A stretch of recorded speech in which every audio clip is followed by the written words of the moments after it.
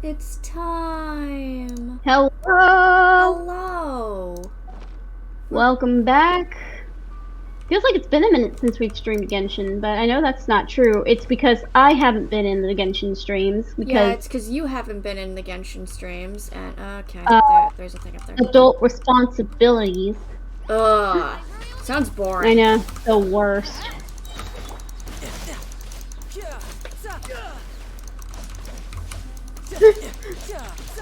Yeah, last week on Sunday I tried to stream Genshin for a little bit to try to get Scaramouche, but my internet hated me. It was I hopped awful. in at like the tail end of that. Yeah, I got him. Here, I can show him to you. He's not in my bag. He's in my characters. There we go.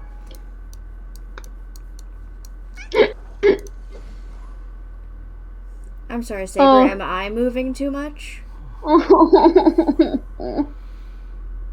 How dare you disturb the little lady.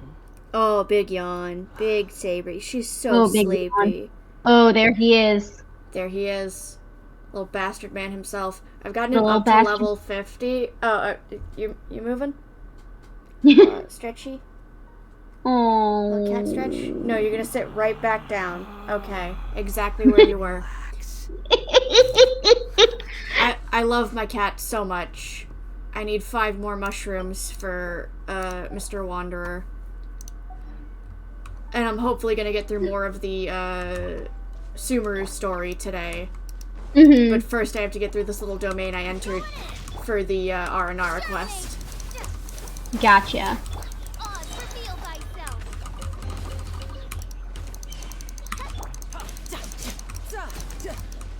No time to lose. Okay. So I don't need to be in here. I'm supposed to go through that door. But I do have enough, like, primos and spare wishes to go ahead and do a 10 pull at some point. I'll probably give it a minute before I try, because I at least want to get the fuck out of here. Oh, yeah. But I still haven't gotten Miss Farzan, and I would like to attempt to. Ooh. Because I did, like, over, like, 70 pulls to get Scaramouche, and didn't get the 4-star. God, I haven't logged into Genshin or FGO in so long. Oof. Oops. Oh. No, I decided to be crazy in Final Fantasy and pick up all of the combat classes at once. Yeah. How is that going for you? Well, they're all level 20, at least. Nice. But I also have the Tombstone event that I'm trying to do, so... Yeah. Oh, fuck. Okay, hang on. I can fix this. I totally didn't just fall off the platform like some kind of idiot. Oh, no! It could be worse. We are not muted. I could be stupider. I was gonna say, it could be worse. It could be raining.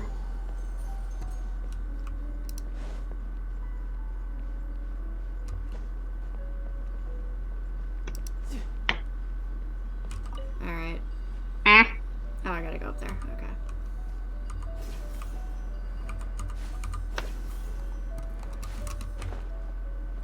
I only have the 2 of the... Oh, okay. I see what I was doing. Okay. I get it. I'm supposed to burn this. And there's the last one. Okay, cool. Didn't realize I didn't even have to burn it. Okay. You know, for all the times that I have run Dunscape for this Tombstone event already, the fact that I still don't have the wind-up Skahawk is a crime. Yeah, that is a crime. Off we go. I need to go back to it. I have 30 tombstones. I believe I need 50 for the sheep. You need 50 for the sheep and 50 for the other wolf, which I recommend getting the wolf and the lanners, if you can. Okay. Because that way you don't have to farm trials to get them. Yeah, but most importantly, I want sheep. I mean, yes, sheep good. Sheepy. Little sheepy. Little sheepy. Oh, there's the boss. Alright. Yeah, man.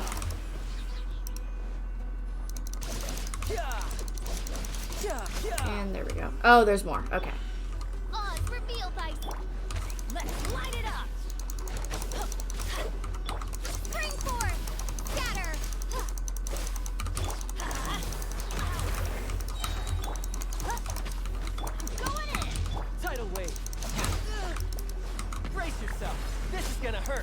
Okay, Saber's finally decided she doesn't want to be on my desk anymore. She wants to be on my bed.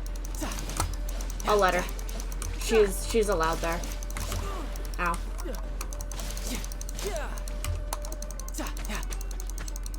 I would kill and die for your cat. So would I. Well, I should hope so. She's your cat. Exactly. She's my baby. She wakes me up at 6 o'clock every morning. Actually, it's 5:30. Oh no. Unfortunately, I have not been paying attention to, like, any of this, but I can go back and read it whenever I feel like it. Like, I'm gonna go through and read the Sumeru Archon quest while I'm doing it, but this I kind of just want to, like, skip through. That's fair. Yeah, I just want to leave. I was trying to do that just to, fill my time before the actual stream started. Mm-hmm. And also because it needs to be done, because I have a lot of shit on my checklist. Okay, cool. I'm 2/3 through that part of the Aranara quest. Heck yeah. Okay, before I start, the actual, like, story quest, Mm-hmm. should I start the new event?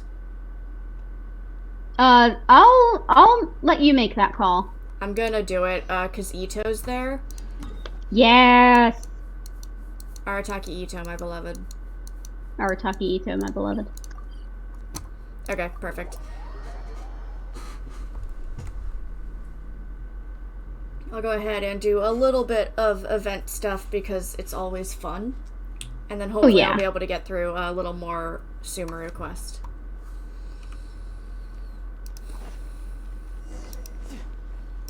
Oh hey, your boy's here too.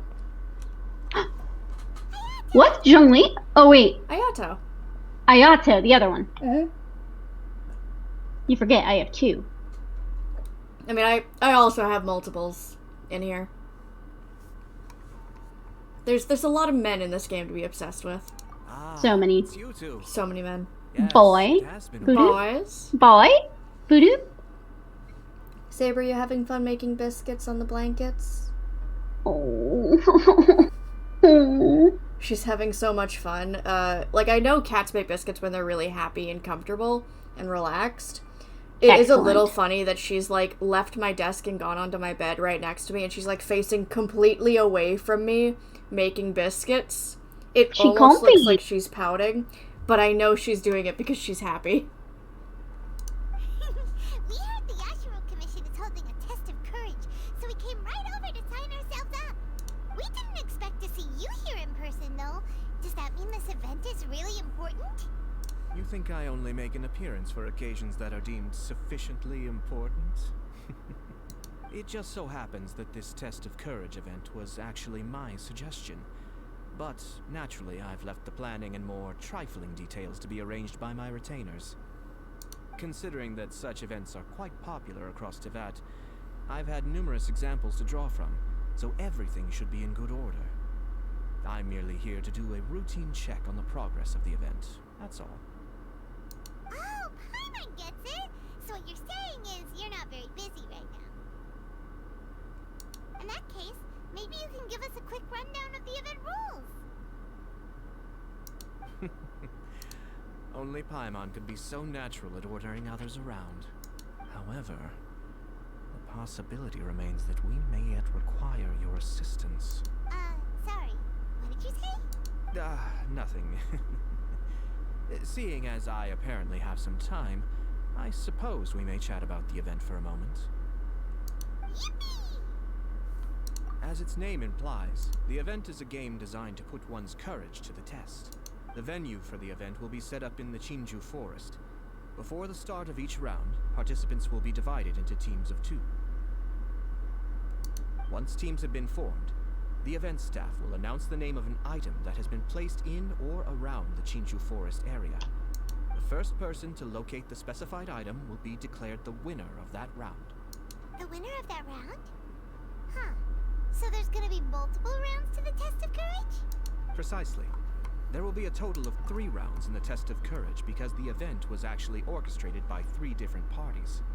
Merchants raised event funding, the Kamisato clan provided the grounds, and the Grand Narukami Shrine provided consulting services. As such, each of these 3 parties have selected one item for participants to find. So, naturally, the event will require 3 rounds to determine the winners. Ah, Paimon gets it. So basically, it boils down to searching for stuff in Chinju Forest. We'll need to find 1 item each round for a total of 3 items after 3 rounds. Huh. Simple enough for Paimon. Yes, seems you've got the gist of it. We will be issuing different rewards based on the number of rounds won. So, if a participant wins multiple rounds, then that will also be reflected in their final reward. If a participant manages to find all 3 items, then they shall receive the grand prize provided by the Grand Narukami Shrine. Ooh, a grand prize? Sounds like it could be really valuable. As for its true value, I'm afraid you'll have to win the event first and ask Lady Gucci yourself. Of course, this event is intended to measure your courage.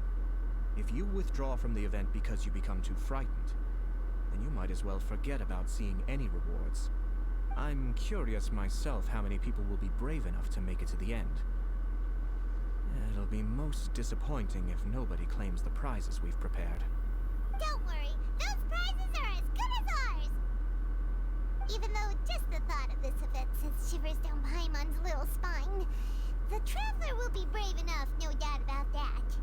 I appreciate your enthusiasm. I look forward to seeing how you perform. Anyway, I think I've given you sufficient details. I'll add your names to the list of participants momentarily. As for the 3 items you'll be searching for, please wait for a staff member to inform you at the start of the event. Oh, and a friendly word of advice. Test of Courage events tend to give rise to a variety of strange rumors and stories.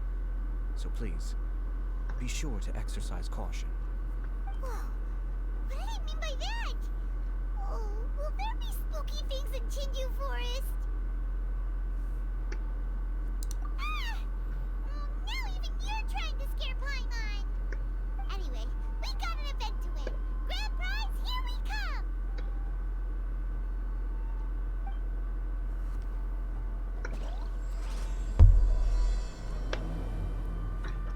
Alright.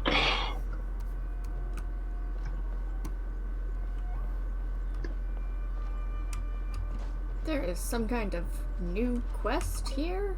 What's going on here? Oh.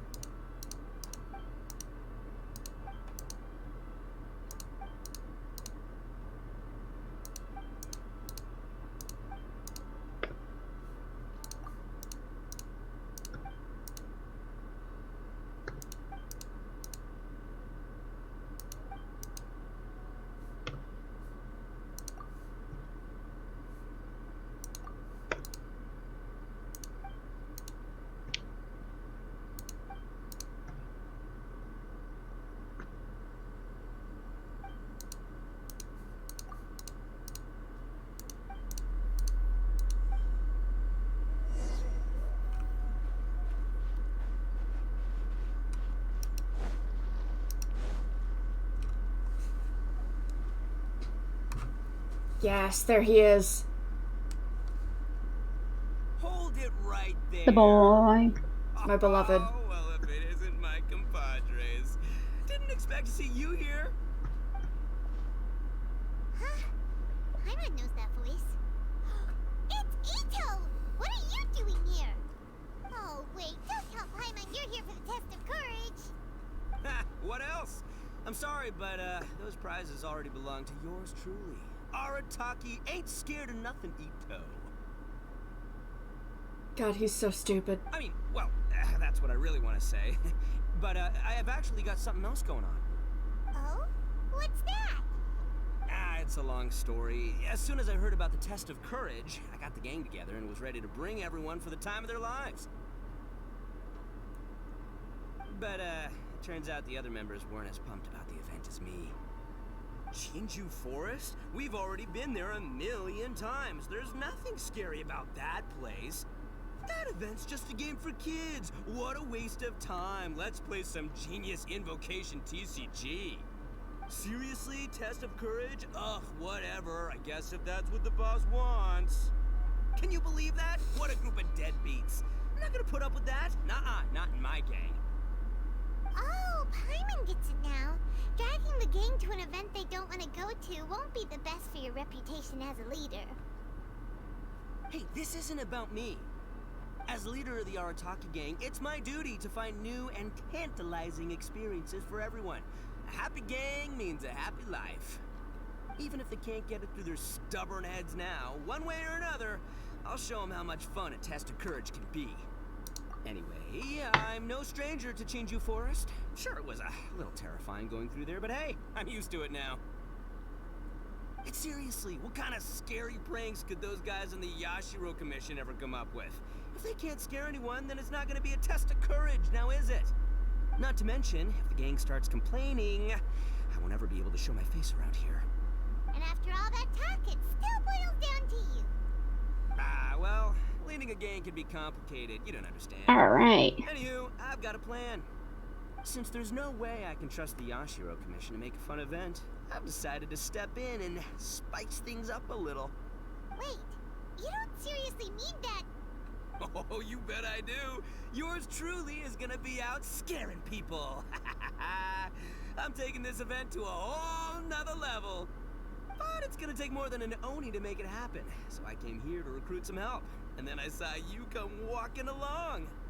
Come on, come scare people with me, please. No way! Pretty please? Forget it! Pretty please?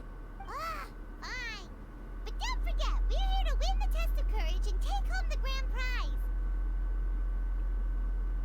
We'll help you out, just don't get in the way of our prize. Yes! You're a real Oni saver. Hey, don't worry, with me around, winning the test of courage will be a piece of cake. The wind-up Skyhawk. Did you get it? No. No! I got 4 commendations, though. Heck Wow. Get out there! How many people are in that trial? Is that an 8-man? That's a... Yeah, well, I mean, you can only calm people in your alliance, so yes. Oh, okay, that makes sense. Laughter is the key to making fear go away. If things get scary later, we can all start laughing at the top of our lungs. Hey, Traveler, Paimon, enough chit-chat. I'm gonna miss the event. Coming!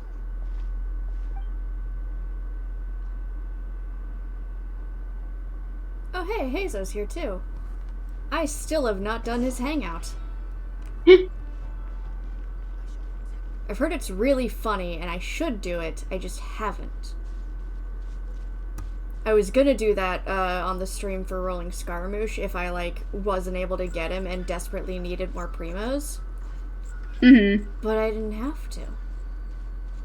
And then the internet crapped out, and I was like, cool, I'm gonna go downstairs and watch, like, a DVD. Because I can't. Can't do anything else. Alright. This Yeah. looks like the place.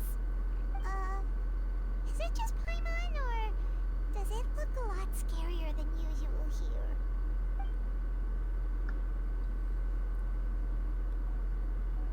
Hey, Paimon.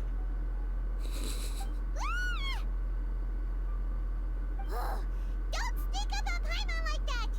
What do you want? Nah, nothing. I just had a thought occur to me.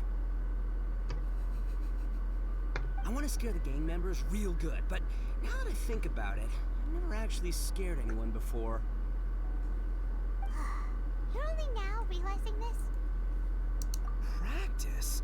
Oh, now there's an idea. Hey, I've got it. Why don't you join the test of courage like everyone else, and I'll go hide and try to scare you from time to time. Then you two can judge my scaring skills. Alright, that's the plan. Let me go get ready.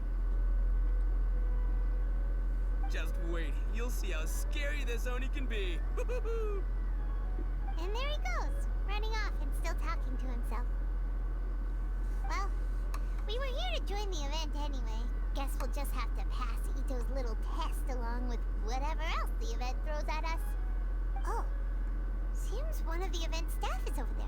Let's go talk to her.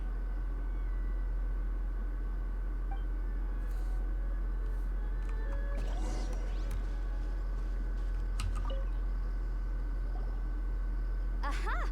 You must be here to participate in the test of courage. Yep, that's right. Judging from your outfit, you must be one of the Shrine Maidens from the Grand Narukami Shrine. That's right. Huh. I can already see a dark aura surrounding the two of you. Yes, truly ominous. If you carelessly go running into the event, all it'll take is one little misstep, and the darkness will swallow you up. Whoa, what's with the sinister laugh? Is she really a Shrine Maiden? Sure you don't want to back out? This is your last chance. I'll count it down. 3, 2, 1. Welcome to the test of courage. Enter at your own risk. Sure, you could say that. You know, the most unfortunate tales always happen unexpectedly on just a normal, average day. Just like today. But no need to worry. Allay your qualms and suspicions. Everything was already set into motion the moment you two stepped into this place. Just enjoy the calm before the storm. The first round is about to begin. Have you already decided on your partner? Ah, you finally said something that Paimon can understand.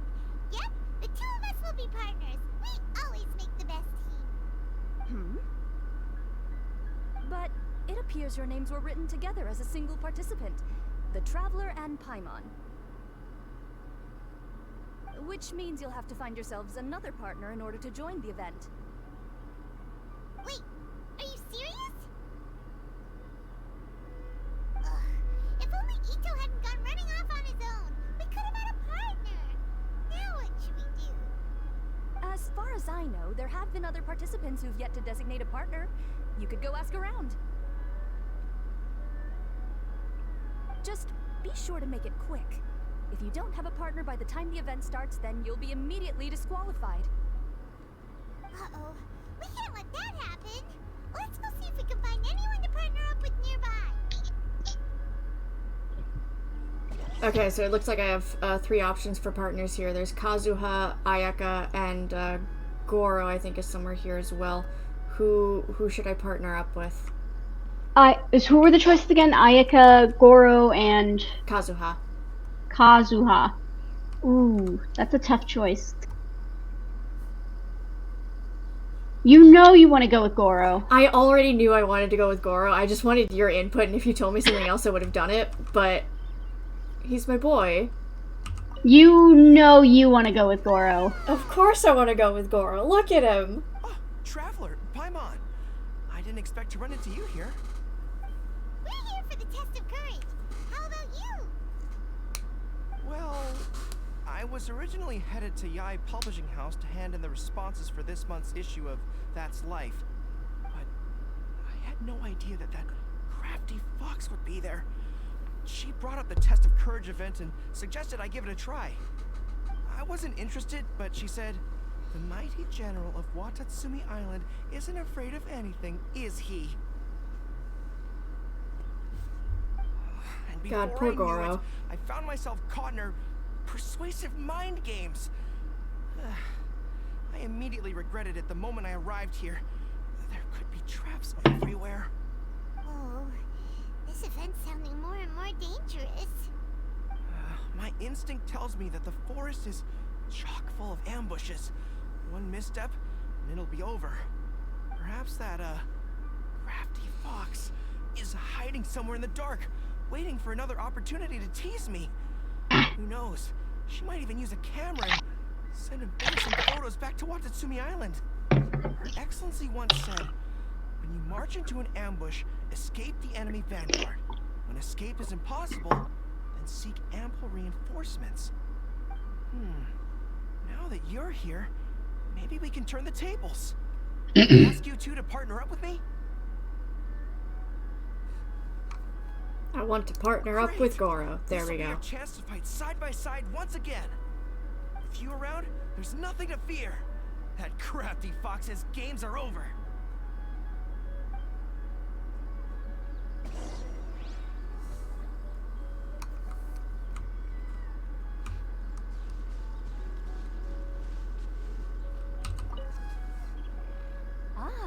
It looks like you found yourself a partner. The event is just about to start. I will now reveal the item you'll be looking for in the first round. It's called Dongo Milk. Ooh. Dongo milk? Correct. Tomoki was kind enough to provide us with his Dongo Milk, and it has been hidden somewhere in the Chinju forest. The path will be marked with signs to guide you, but some strange and unusual things may occur along the way. If you ever feel you can't handle it, you may withdraw from the event at any time. Now, if you're ready, then you may begin. We don't want anyone to beat us to it. Let's go!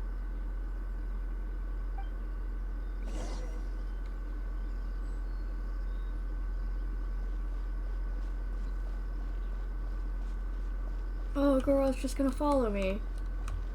He's just a little friend. There's something Baby off boy. about this place. Baby boy. This unsettling feeling reminds me of a strange story I heard among the troops. A strange story? Is it scary? According to the story, there was an army that was marching through a deserted forest when they discovered a stockpile of delicious food. The troops were short on provisions, so they came to a halt and began to eat heartily.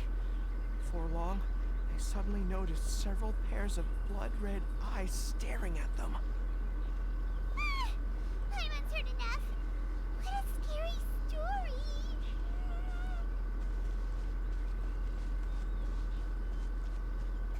And just as I predicted, they're coming right our way. It's time, Ushi. Let's give him a scare. A surprise attack! I can't see anything! It's an ambush! Everyone, fall back! Wait for Paimon!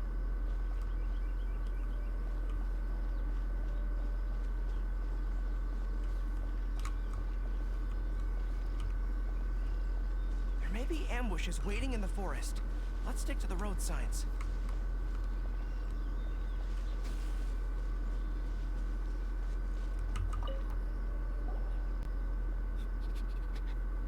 That's the scent of Dongo Milk! We found it!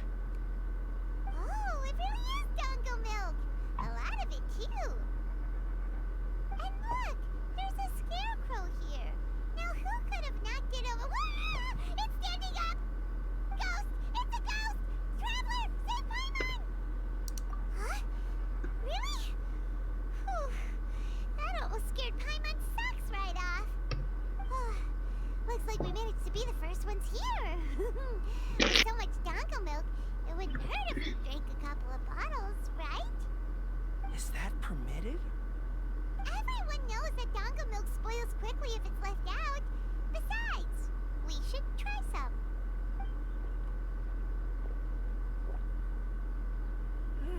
That's delicious! I'd like to buy some to bring back to Watatsumi Island. I bet the troops would be happy to have such a good-tasting drink. It is unfortunate that it spoils easily.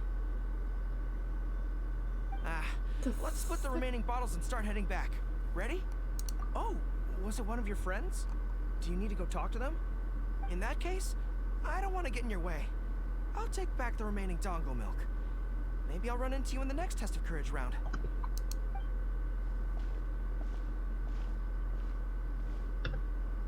Hey? Whoa, it's really you!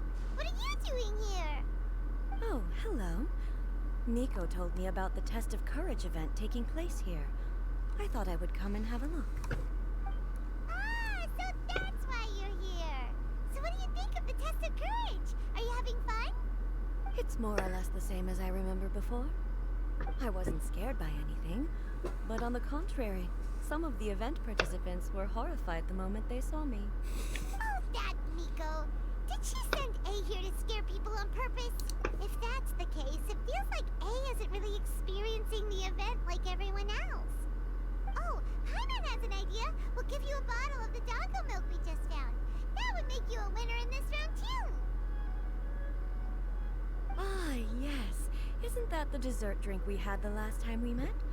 Sure, I'll take one. Actually, I've sensed a familiar feeling ever since I arrived here. It's brought some old memories to mind. Huh? A familiar feeling? Have you been down to the beach by any chance?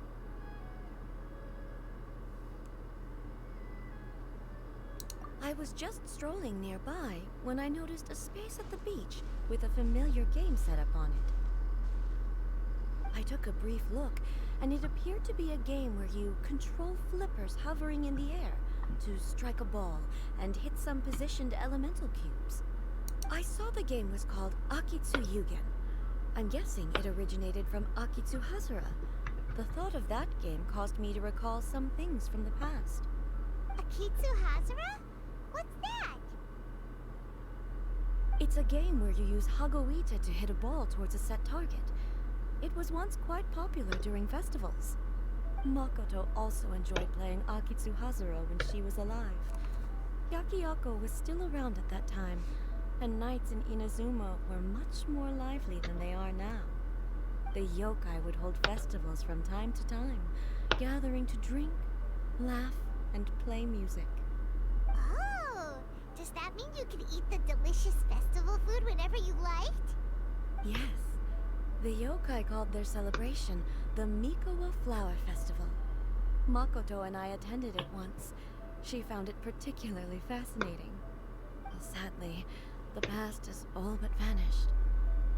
But seeing a game like that again does make me feel happy. Sounds like it could be fun! Paimon would like to play!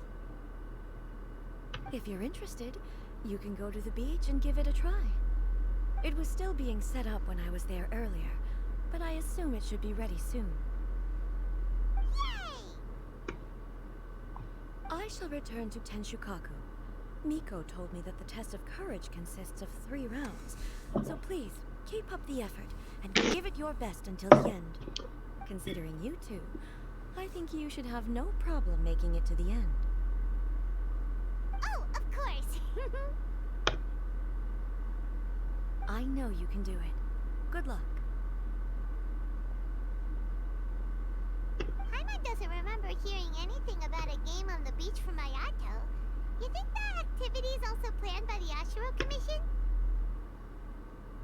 Oh, the more Paimon thinks about it, the scarier it feels. Oh, this whole test of courage thing is keeping Paimon on edge. Anyway, the first round of the event should be finished by now, so let's head back.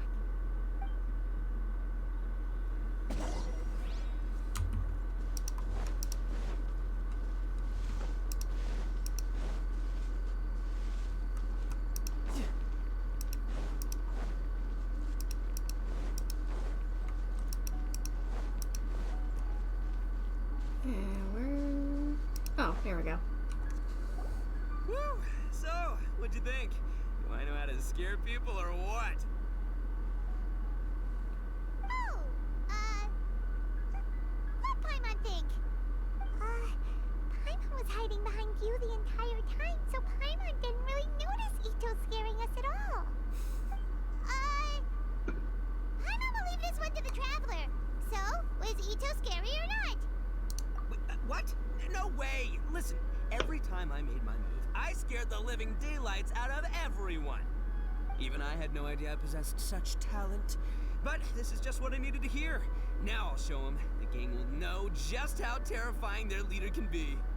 Anyway, I've already figured out which path they'll be taking, so let's wait nearby and scare the pants off them. Now things are getting interesting. You ready? We've got people to scare.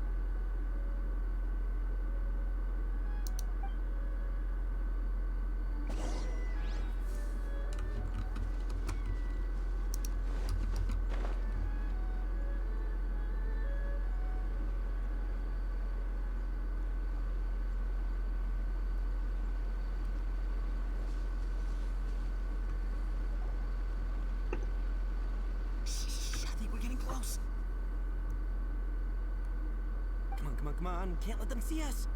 Oh, here they come. So, how are you going to scare them, Ito? Easy peasy. We'll wait for them to get real close, and then we'll jump out and shout together. They won't know what hit them. Huh? What are party? A bunch of kids now? Hey, don't underestimate me. It may sound simple, but I know exactly what'll scare them. The gang's probably moping along on their way back, saying things like, "This is boring," and "Let's go home." But it's dark and their guard is down. Now's our chance. Having the three of us suddenly come flying out of the bushes is gonna scare them real good. Before they come to their senses, we'll already be halfway to our next ambush spot. Shh, you hear that? Someone's coming. It must be them. All right, I'll count us in. Ready? We jump on 0. 3, 2, 1. Ah! Ooga booga booga!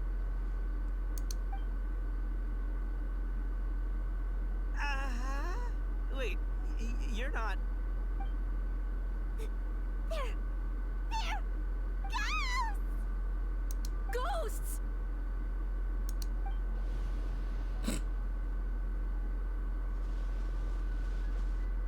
Wait, hold on a second. Did you see that? They were definitely not human. So all the strange rumors about the test of courage are true. Oh, what should we do? Do you think the ghosts are coming after us? Oh, Paimon. I didn't expect you to be such a baby. Hey, you're one to talk. You were the first to start running. Don't make fun of Paimon. Well, you shouted ghosts, so my instinct to escort you two to safety kicked in. After all, real ghosts are terrifying. My skills are completely useless against them. Oh, because I just realized that they were also running from us. Which means they were afraid of us too. And if that's the case, then there shouldn't be anything to worry about. Now that I've calmed down, I'm starting to wonder if they were actually ghosts. They might have been people dressed up as ghosts to scare us. Oh, definitely not. No, during the event, I took a little walk around the Chinju forest and saw all the gimmicks that the Yashiro Commission had set up. Those three weren't from the Yashiro Commission, but they did seem a little familiar. Come on, let's go back there and take a look. Huh? Now you want to go back? But there's still a chance that they were real spirits, right? If we go back now, they might try to eat us. Oh, it's all right, Paimon. If you're scared, you can stay here. Traveler and I will go investigate. Really? Oh, that'd be great. Oh, right. The last mystery novel Paimon bought from Yai Publishing House had a plot just like that. During the investigation, whoever said I'm not going would always be the next victim. So, on second thought, Paimon's going with you. Don't you ever leave Paimon behind! Ever! It looked like they were running that way, but it's hard to say exactly where they went, so let's split up. So what's this event about? So the Yashiro Commission is putting on a test of courage event with a couple other like groups in Inazuma. And Ito wanted to go with like his gang, but when he brought it up, they were all like, "That sounds fucking boring." Oh. So now he's like, "Okay, I'm making them go to the test of courage event anyway, but I'm gonna split off and scare the shit out of them." Looks like they really do have a knack for spooking. Oh no. So he's been practicing scaring people while you're trying to, like, do the regular Test of Courage event. And then now we've run into a group of, like, 3 children wearing yokai masks. Oh no. And none of us are sure what's going on with them. Also ran into A for a minute, and she was like, "Yeah, over there's, like, a game set up that sounds like pinball." And she's like, "Yeah, it's based on, like, this other game that used to be really popular during Inazuman festivals a long, long time ago, and there's, like, all these stories about, like, yokai having their own festivals around these times, but, like, they don't anymore. That was, like, an old Inazuma thing, but it's, like, I don't think the yokai have, like, stopped doing their own festivals, and after A left, Paimon was like, "Ayato didn't mention anything about that game set up on the beach. Do you think that was set up by one of the other groups that's working with the Yashiro Commission on this? Or, like..." Oh my god. So I think we're about to enter some kind of a yokai festivity while trying to do a regular Inazuman festivity. It was really funny though, because like Goro was talking about just like what was happening in the test of courage, and then you can see in the background in the distance Ball just walking around. And he's like, yeah, this isn't scary at all, like nothing bad's gonna happen. The Raiden Shogun in the distance. Hey! Listen up, you three little wimps! Paimon can already see you guys, so just come out and show yourselves! Woohoo. Oh, it's always fun when Genshin does the little glitchy effect. That's how you know everything's really normal. Glitchy effect? Yeah, they did a little like glitchy effect a second ago. Don't do it, Chizuru. You can't give in to your desires. Others will suffer for it. You mustn't make the same mistake. Just hold on a little longer. You've already come all this way, right?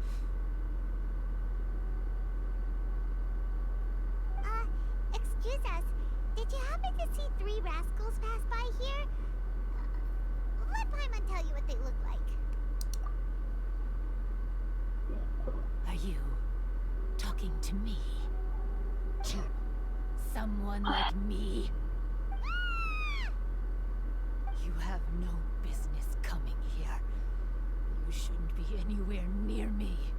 If you value your lives, you must leave immediately. Otherwise, your souls will be trapped here forever. I won't warn you again. Now, away with you! Be gone!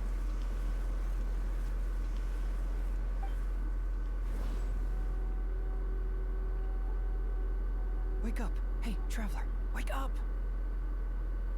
Oh hey, Heizo's here now.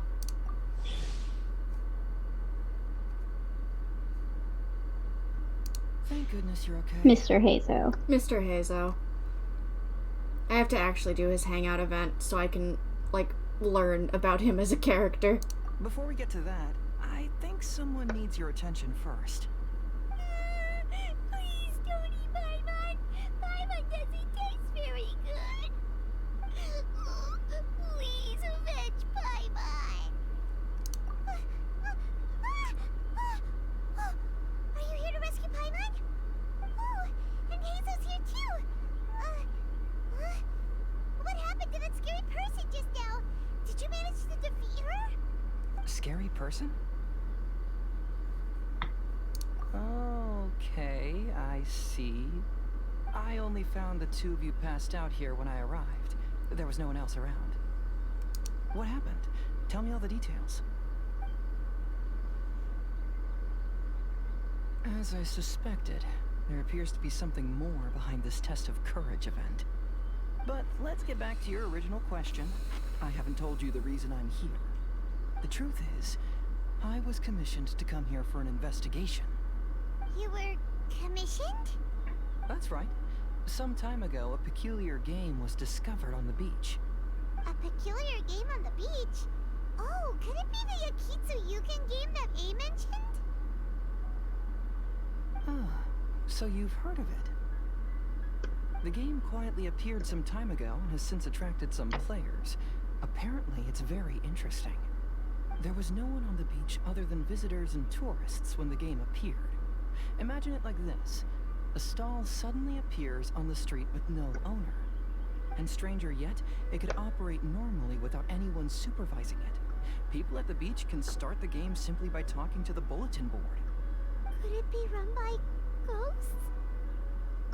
Some tourists started to say that, and the rumor began to spread, until it became a full-blown ghost story. The further that story spread, the more plausible it seemed, causing people to be unwilling to go anywhere near the beach. The Tenryo Commission wanted to close the beach in order to investigate the situation and dispel the rumors, but before they could do anything, the Yashiro Commission organized the Test of Courage event here. People that were initially scared by the rumors began to believe that the beach game was actually a preview event planned by the Yashiro Commission for the Test of Courage, so visitors have gradually returned again. But I'm quite positive that the game never had anything to do with the Yashiro Commission. Wait, so the Yashiro Commission were fully aware of all the spooky stuff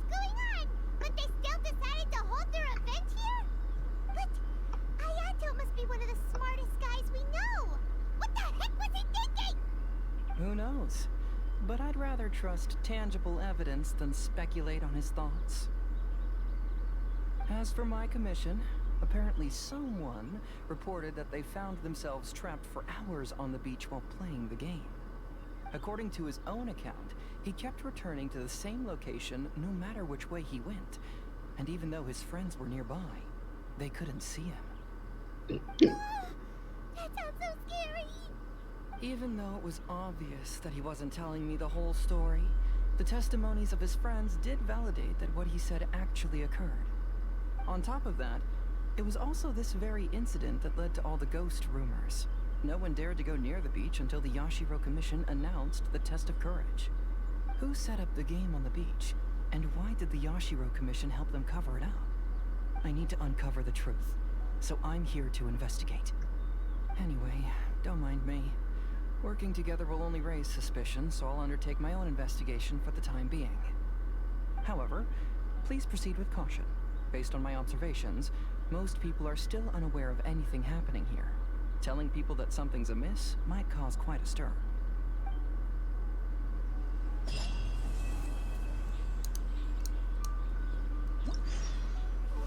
Oh, fuck. Oh, okay. Event screen. Yeah. Fancy. Fancy. Oh, okay, so I can do most of the event if I feel like it. Ooh. The third part of it unlocks tomorrow. Gotcha.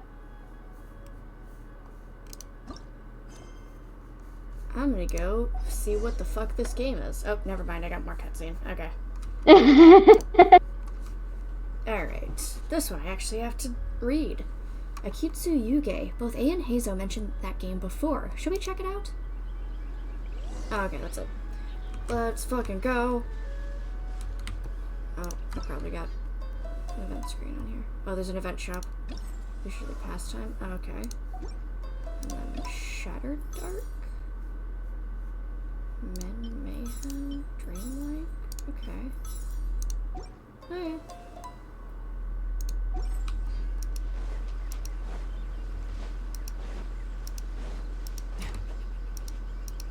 No time to lose.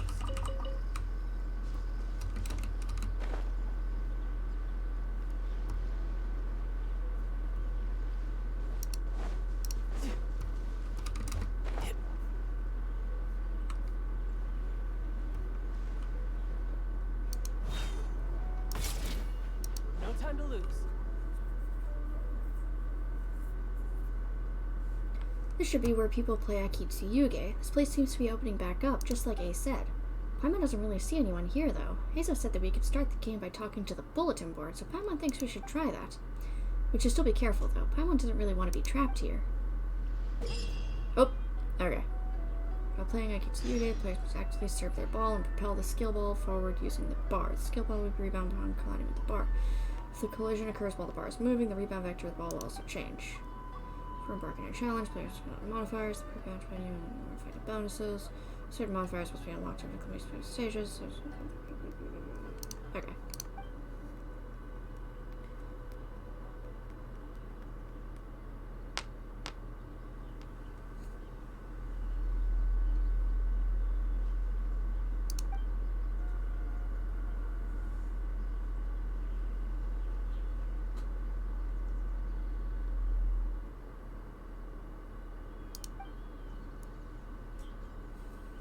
Oh, we could do this in co-op. Oh my god. I wonder if I'm far enough in the story to unlock it, though. I think you are. Oh, that's right. I forgot I got those. Okay. Alright. And I am in Final Fantasy right now. Yeah, I know you're in the middle of Final Fantasy, and you would have to go through, like, the rest of that little, all the cutscenes I just went to. Yeah. To do it. So, like, I'm gonna swap you out for someone cryo. There we go. This will be interesting. There we go. Kaya and Tartaglia on the same team. What could go wrong? Oh. Nothing whatsoever. Yeah. Oh, okay.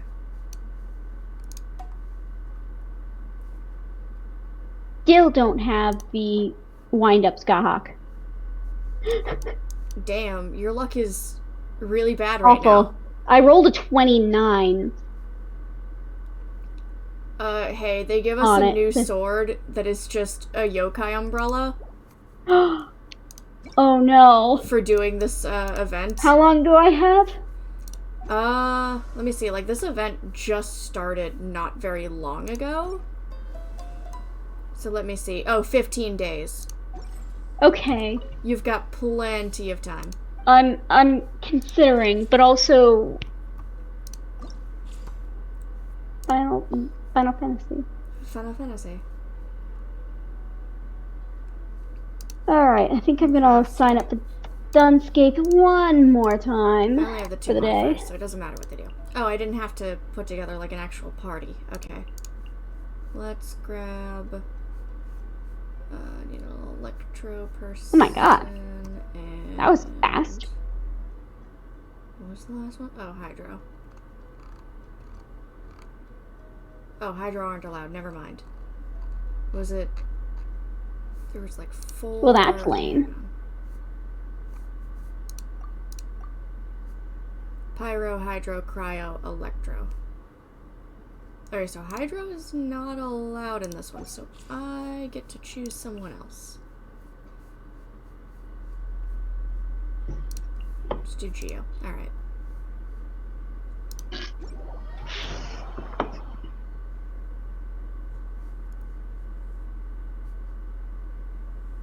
That was like no wait time whatsoever.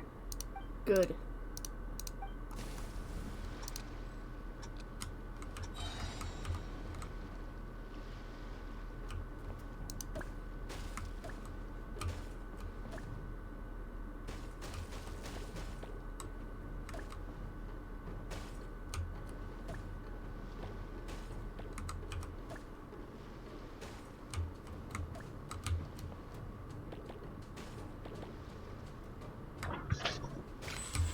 Oh.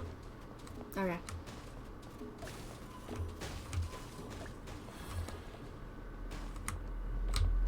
Oh. Okay.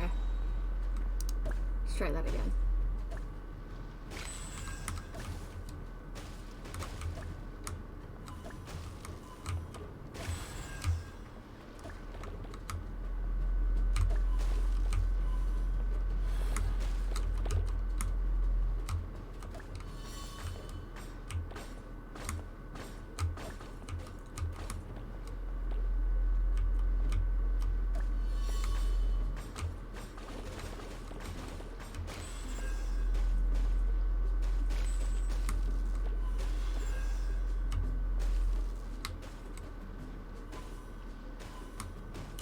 Oh, fuck. Oh, damn. Alright.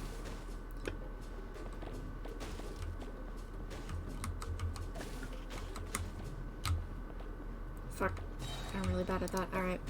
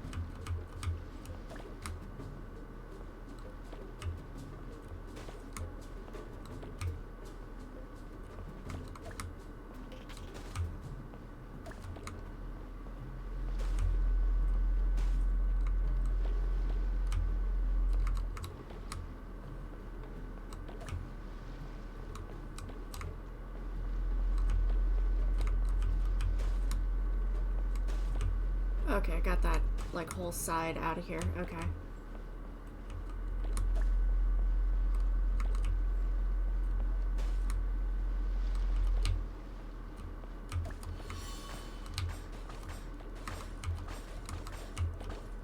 There we go. Nice. I think that gets me the sword. Yes! Sword time.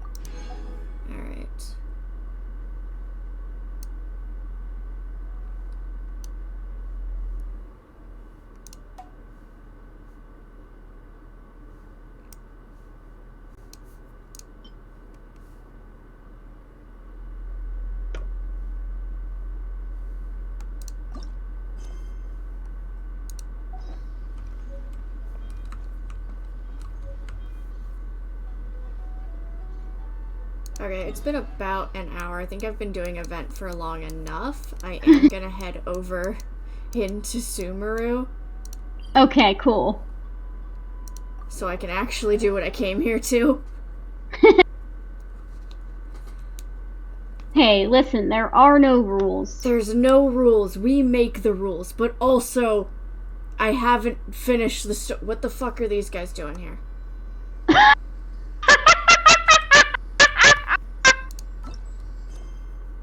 Hang on a second. Let me actually... There. Oh, okay. I have to actually go talk to Miss Candace. But first... Oh, I made it so far in that first boss fight without getting knocked off the platform that time. I'm proud of you. Did you get knocked off the platform? I did. We were so close to the end. You were doing so well. Alright, before I go... And I was the main tank for that entire time. Oh, nice.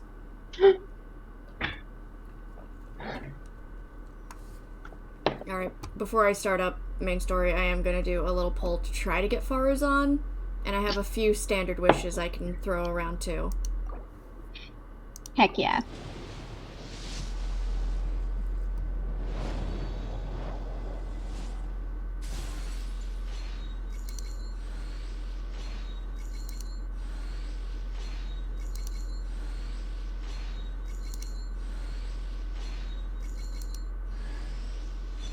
The fucking bell. That's so rude.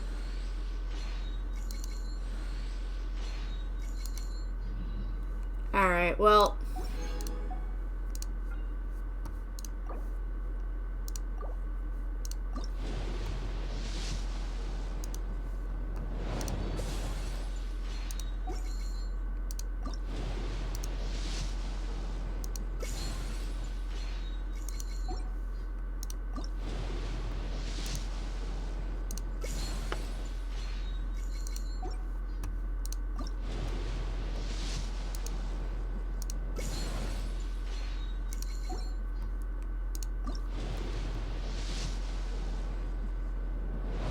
Oh.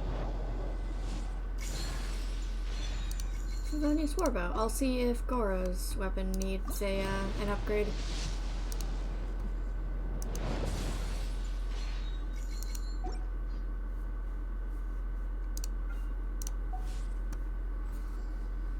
Let's see here. There's Goro, weapon. Oh, it's only a refinement too. Okay. Refine. There you go.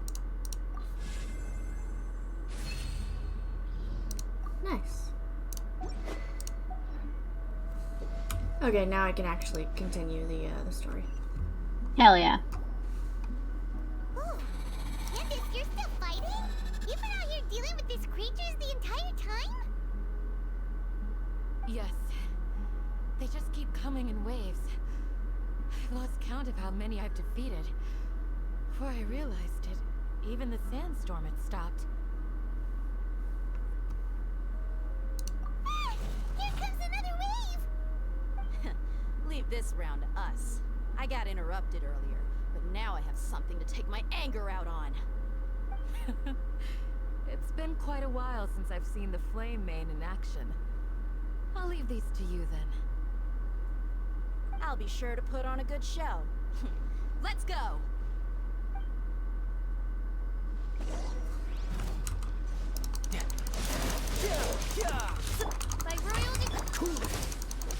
I gotta put Kai on this team. He doesn't need to be here. You're not supposed to be here. Be nice to him. I'm very nice to him. He has a 5-star weapon.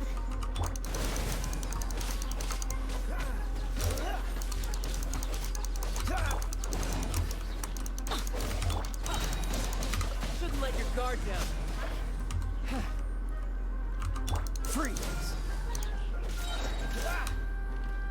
Oh, so soft. The creatures stopped appearing. Was that the last of them?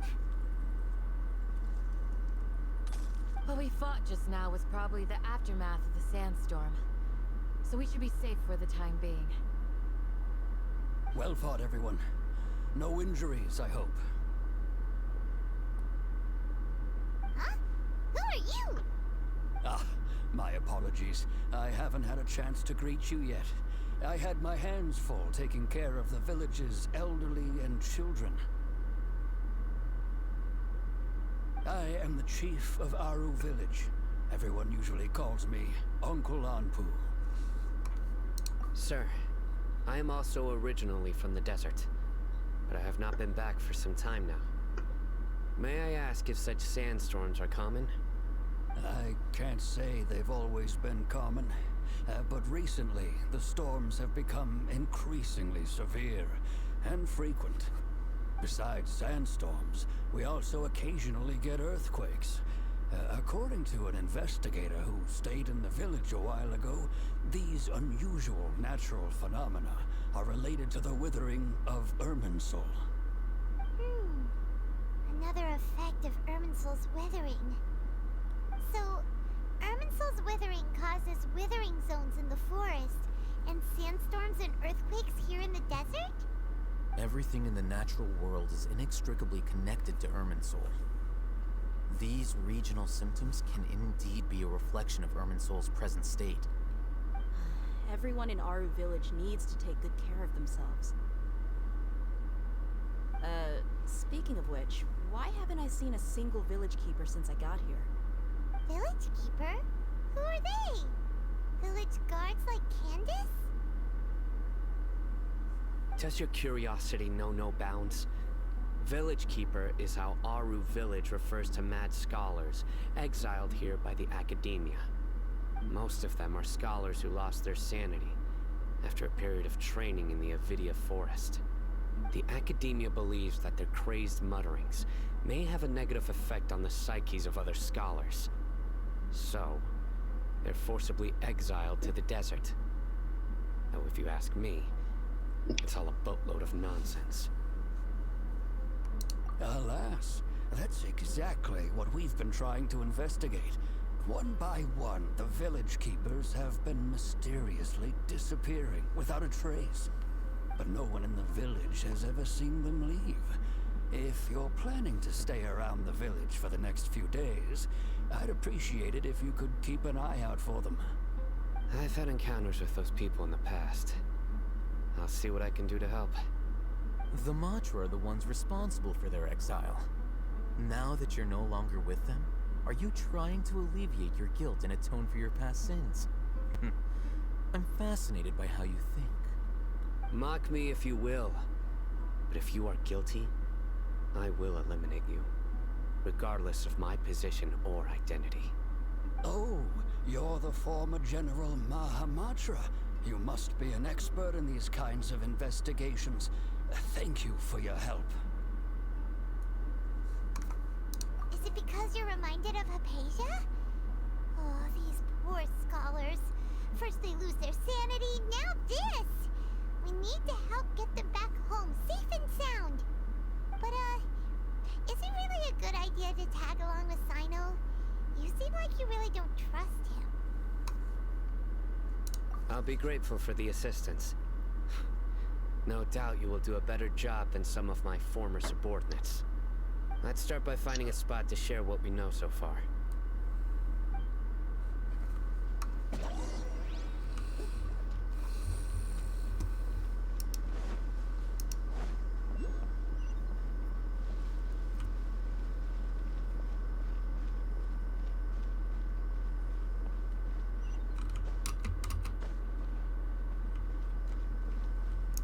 I'll grab that quest later.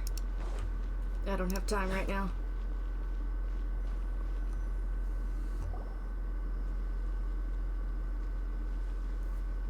Although I've sent myself into exile, I'm still doing essentially the same things as before.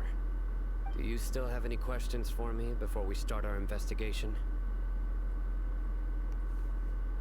One of my former subordinates told me that this title has its origins in a strange incident.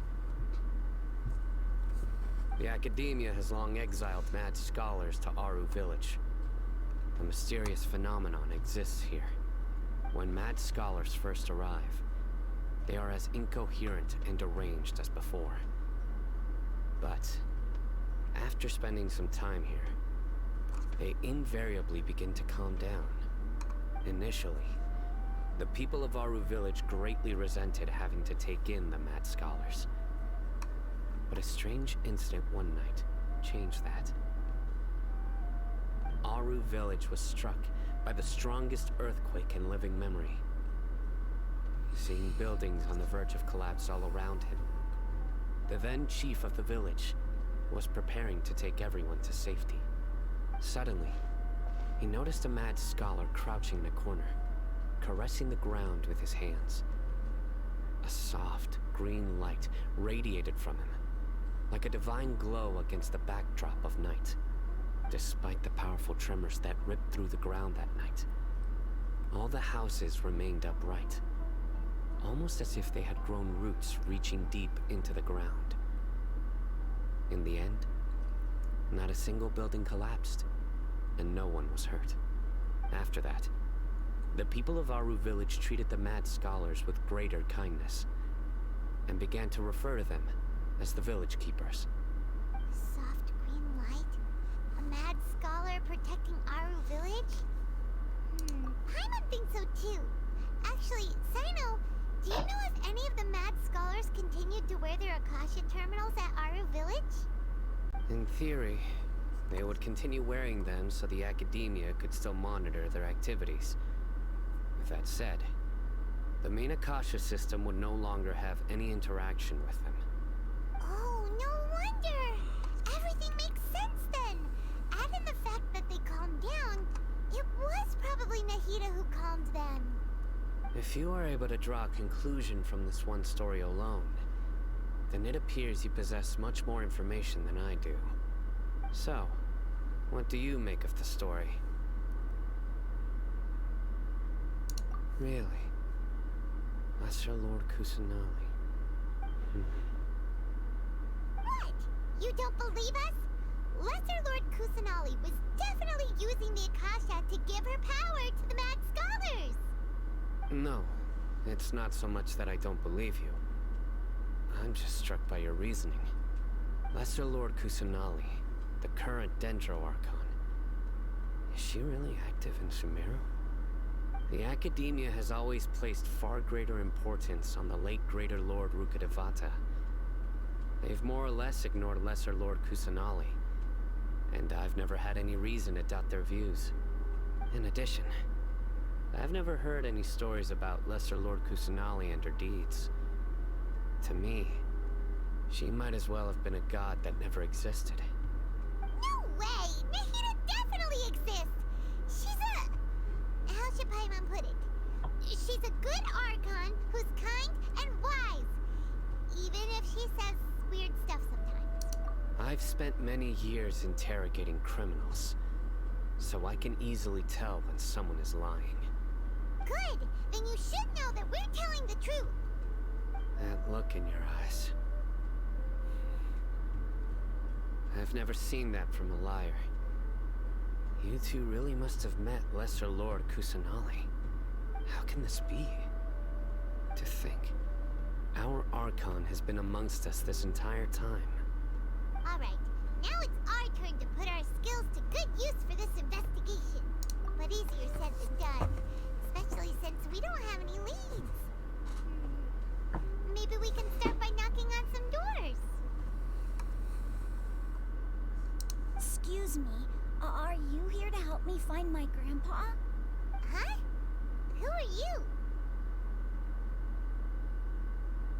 By the sounds of it, a resident of this village. My name is Isak. You'll help me find my grandpa, right? Is your grandpa a mad scholar? Hey, don't say that. Grandpa is just Grandpa. Why do you have to call him that? It's not like he's a bad person or anything. The person you're referring to is not a local, yet you are. Why do you call him Grandpa? Grandpa is just Grandpa. He's my family. I heard everything you said to the village chief. Please, you gotta take me with you. I want to find my grandpa. I swear I'll help. I won't be a nuisance. Ah, so you're the one who was eavesdropping on us around the village chief's house. Huh? I was planning to go out and take care of whoever it was. But I had a vague feeling that they didn't harbor any ill intent. Whoa. Hazen wasn't kidding about Your dinner time isn't for an hour. Aww. Cuddling me will not accelerate dinner time. Sorry. I was only listening in because She can try. She's gonna try. If you don't believe me, you can ask Miss Candace. All right. But first, let's confirm the facts with Candace.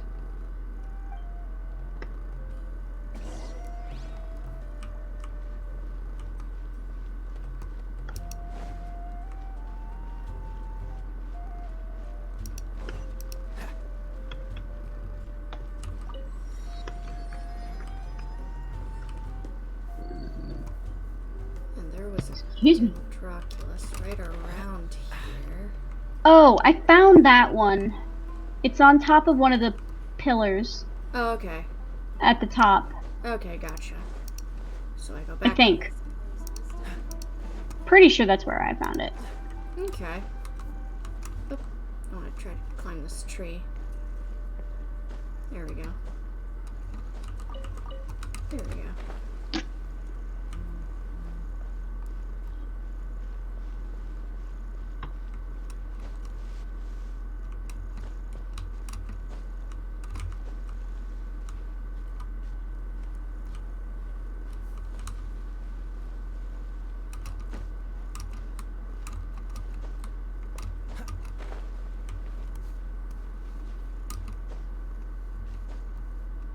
Aha, I found it. Thank you, friend. You are welcome. I appreciate you. I'm just glad what I said made sense. I mean, all I kind of got from it was that it was on top of the building, and I was like, cool, I can climb a building. I can climb the hell out of a building. What? What? Super vigilant. Is this what Alphamon They're already death gates. Ah, you're back already. We just wanted to confirm something with you. You want to sit in my Do you lap? know a boy by the name of Isak? Come here. I had a feeling he'd go looking for you. See? Huh? You knew this would happen? Little baby. She's just a little guy. Although he tried his best to Come stay on. hidden, Come I on. still noticed him eavesdropping outside the window. Come here. He really wants to get his grandfather back. Isak's parents were both Aramite mercenaries who rarely returned to the village after finding employment in the city. He was raised by his grandfather. Unfortunately, it was only a few years before his grandpa Alright, passed she doesn't want to away. get in my lap, but Isak was still very young. she at the does want time, attention. so various families Aww. in the village took turns caring for him so he could survive. Later, an elderly mad scholar arrived at the village. Isak thought the scholar bore a striking resemblance Oh, to she's his purring. grandfather, Hello. and thus You're often purring. spied on the man. You're very happy. However, the scholar was unkempt in appearance Baby. and incoherent in speech. Although Isak referred to the man as his grandpa, he was afraid and didn't dare to approach him. One summer night, the oft mumbling and bumbling grandpa suddenly calmed down and seemed to become more lucid. He even noticed Isak hiding in the distance. So Grandpa walked up to Isak and patted him on the head. He even took Isak to the entrance of the village, where he patiently taught the boy the names of the stars, and accompanied Isak until he fell asleep. The next morning, Isak woke up and wanted to go find his grandpa again, only to realize his grandpa no longer recognized him. However, even so, Grandpa retained his calm expression. It's said that those who saw the scholar claimed he no longer appeared to be crazy, but appeared to be living in his own world, almost as if he were sleepwalking. Isak was thrilled that his grandpa was able to find peace, and would follow him all the time, asking him things like, "Grandpa, want me to take you somewhere fun?" Or, "Grandpa, could you tell me stories about the stars again?" All this somehow just makes Paimon feel really sad. It seems like they both deserve so much better. Perhaps. Nearly everyone who lives in the desert has some form of hardship or regret. But even so, we must still continue on with our lives. It's also my reason for fighting. I must continue to protect this land.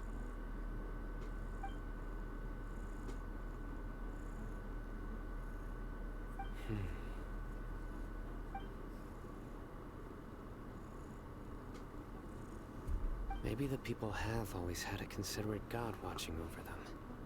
Huh? What did you say, Sino? No, nothing.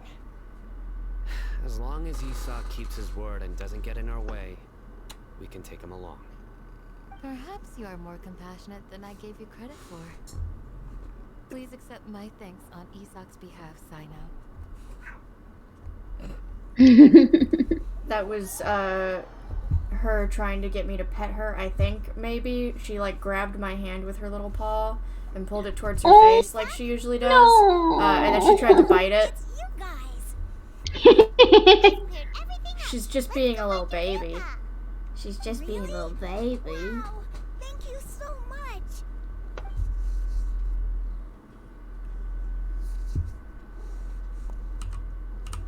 Hang on. I have to get around the cat to click on that. There we go. Let's ask the local She makes it residents very some difficult. questions first.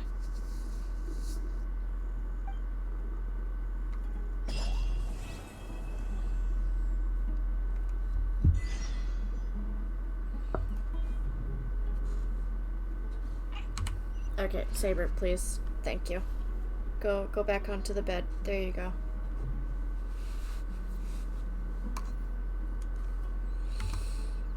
Hang on a second. Oh, cool. I just finished the third part of the Archon quest. Now I'm in the fourth. Ooh. Excuse me. Very nice, very nice. Very nice. I didn't realize I was like at the end of that when I finished the last time I was playing. When I was eating dinner the other day, I saw one of them by the side of the road. Someone in here just eating mushrooms and tree roots. marked Go me? around eating that kind of stuff. Why are you? What are you labeled? Target to attack 2. Anything Okay. else? No, I think that's Did you all I piss have to someone tell you. off? Sorry. I don't think so. I hope not.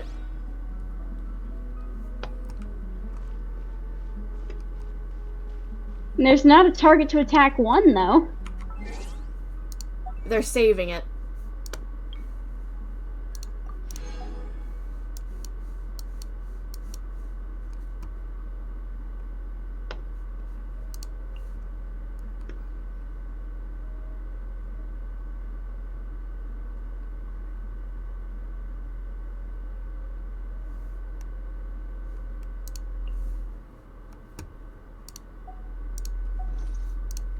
Alright, I'm gonna go back to normal party setup. Here we go.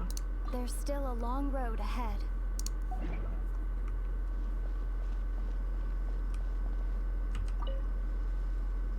The scholars that have gone missing. Have you seen them? Those eyes. Those fierce eyes. You look like a real fighter. Don't change the subject. Right. You were asking about the mad scholars. I think it's been a few days since I last saw them. I usually go to bed pretty early, so I'm not too familiar with what goes on at night. But honestly, I feel quite sympathetic towards them. Even though they act a little strange, they've helped me in the past. If it weren't for them, my house would have collapsed long ago. Do you also think Grandpa and the others are good people? Grandpa? Oh, Hello there. It's little Isak. Yeah, it was my That healer. nice man who looks like your grandpa's long lost friend, right? They probably just marked me so they knew where I was. Probably, but it is still really funny. He happened to be staying near my house that day and was doing something with his hands on the ground. It still feels pretty surreal now that I think back on it. Did someone teach them how to do that? Well, whatever the case, I'll always be thankful to him and whoever taught him to look out for others. I'm pretty sure that if I ever went mad, I wouldn't be able to do anything like that. Gotcha. Thank you.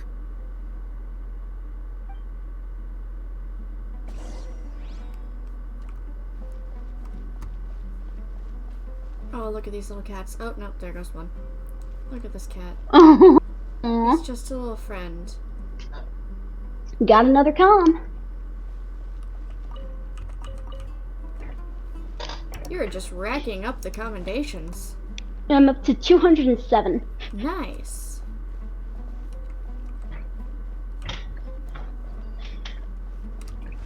Alright, I think I have 52 tomestones. I think I'm tired of running Dunscape for now. Yeah.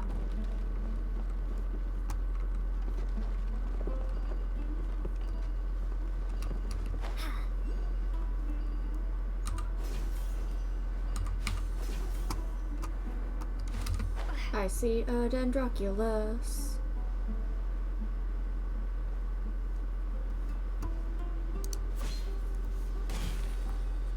Nice. How many do I have in my bag? I have 5.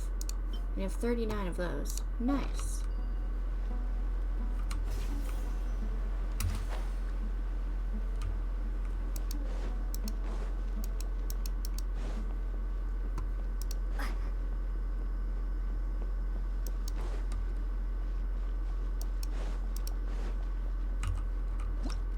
Nope, wrong button. That's still the wrong button. Hang on. I know what I'm doing. There we go. I'm smart.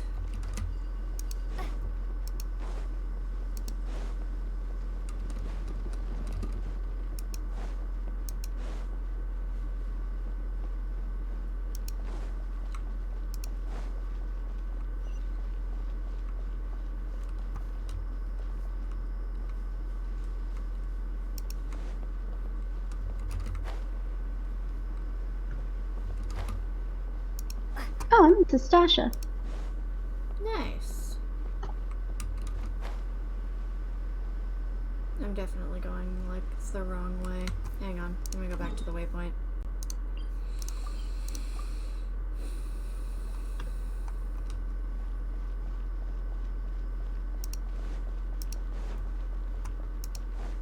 Oh, cool.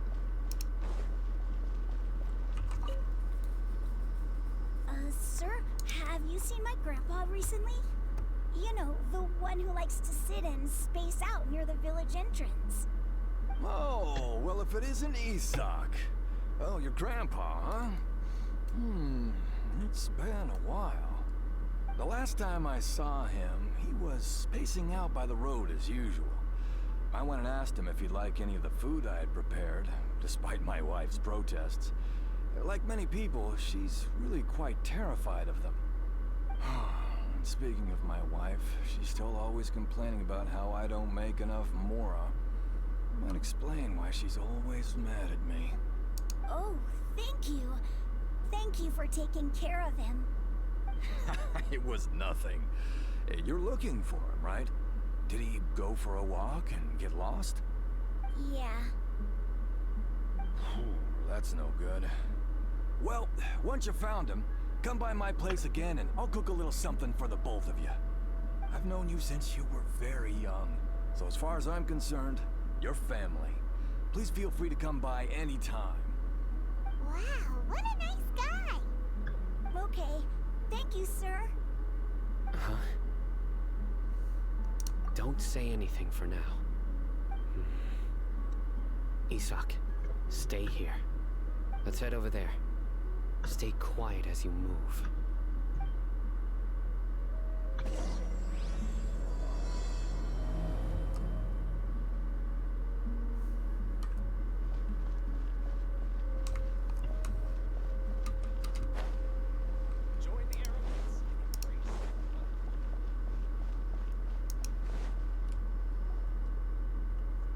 Listen, see if you can make out what they're saying. Have you heard? The mighty King Deshret, the sovereign of our faith, will soon return to this world. Yes, of course I have. King Deshret is the one and only true ruler of this land. I've never believed in any other gods. Still, you say he's coming back, but it sure doesn't feel like life's about to change around here anytime soon. What's your proof? Haven't you noticed? The village has been getting more deranged scholars than ever. Delavar was saying that many people also went insane just before the fall of King Deshret's civilization in ancient times. We don't quite know why, but it seems like there's some sort of connection between insanity and King Deshret. Isn't it a sign of King Deshret's power that all the mad scholars have disappeared? If you ask me, they must have been chosen as the final sacrifice for King Deshret's resurrection. Huh.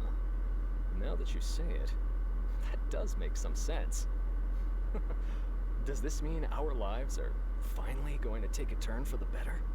Exactly. Those city folks will get what's coming to them. Now, repeat everything you've just said from the very beginning. Huh? Who are you? Where did you come from? My patience is running thin. You heard what I asked.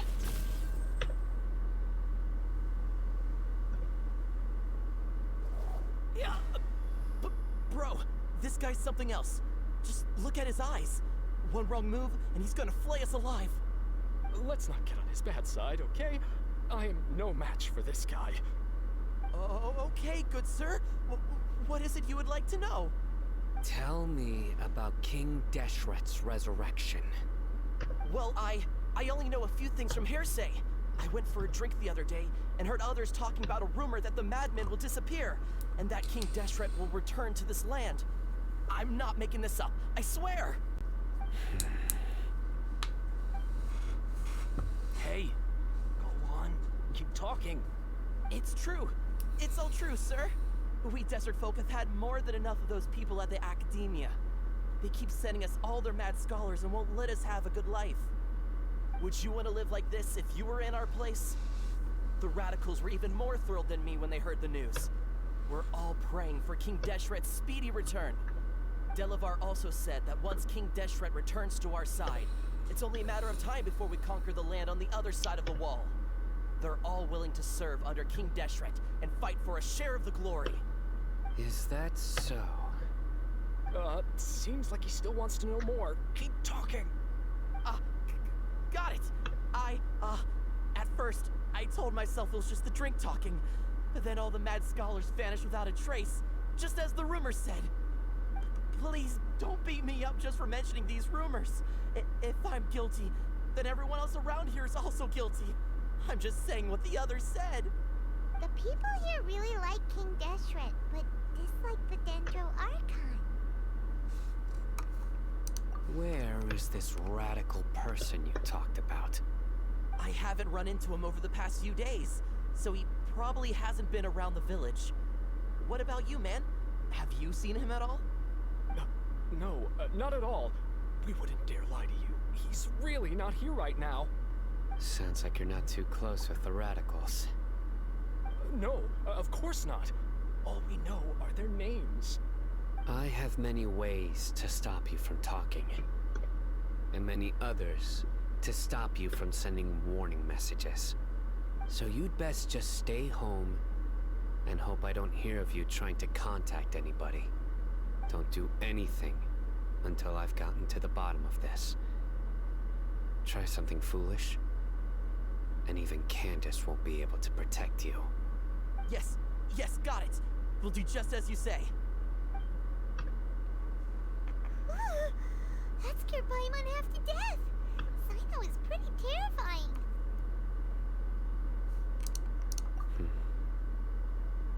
He didn't try to reassure us at all. It's like he's used to hearing that. Oh, Paimon bets lots of people have told him that before. I heard that. Sorry. It's part of being a Matra. The rumor we heard just now seems like a strong lead. But we need to check a few more places.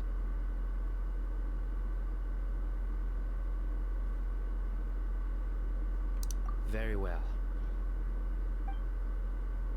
Isaac! I'm here. Where's your grandpa's house? Well, I can take you there. Just follow me.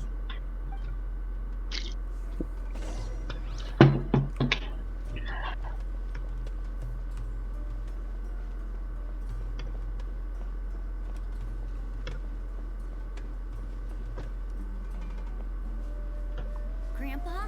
Oh, he likes to be alone. Sometimes he stares at the sky in a daze, and other times he just pokes at the ground with his fingers. Every now and then, he yells out at the top of his lungs, so a lot of people are really scared of him. But he's a good person, really. I know he is.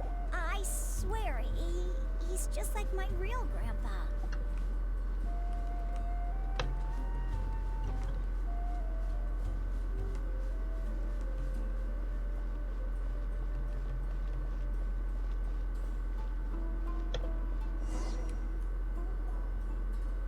This is where Grandpa usually stays. There sure isn't much here. No. Incense? Please don't say it's the same one as before. But are you okay? Are you getting dizzy or need to lie down? There's a scent that you can sense, but I can't. A certain traveler here once passed out from that smell. Thankfully, Tainari saved the day. And then he gave us a long lecture to explain all about how it worked. So, you know Tainari? Huh? You know him too? Are you two friends? Yes. Now that I concentrate, I can also make out the scent of incense. Wait, surely Tainari didn't lecture you too? No. No need. Did you first encounter this scent at Tainari's house? In the forest. From a scholar.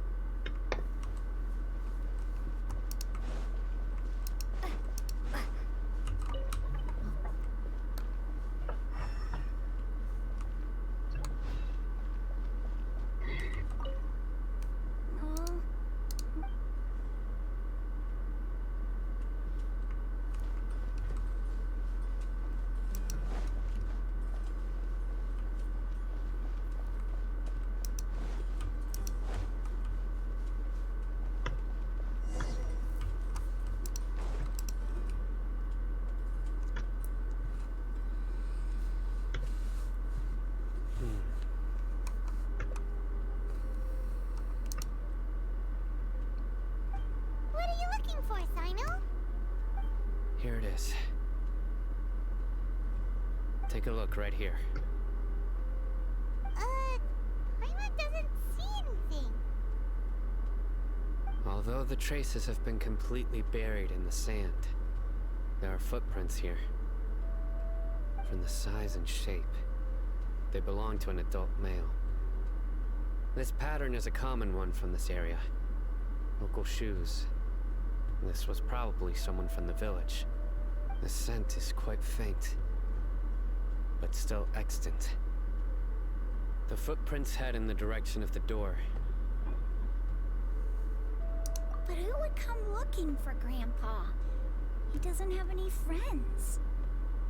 We'd have to ask whoever lured him away with the incense. Huh? So you can lure someone away with just a scent? Hey! What's wrong with liking good food? Everyone's got something they love in life. Exactly. Most scholars are fond of incense, since the smell supposedly helps them clear their minds and discover new knowledge. Even deep within the clutches of madness, they still yearn for their knowledge-seeking days, and will follow the scent whenever it presents itself. No, Grandpa. So, someone's taking advantage of their weakness? Huh. Still, why would anyone want to abduct all the scholars? Are the rumors really true? Could the disappearance of all the mad scholars have something to do with the radicals? It's highly likely. Please? You have to save my grandpa. Grandpa's never done anything wrong. Please help him. Sounds like we'd better help get him back. Don't you worry, Isak. We won't let whoever took him get away with it. Let's head to Aru Village and inform Candace and the others about what we learned here. After that, we'll set off to find the scholars.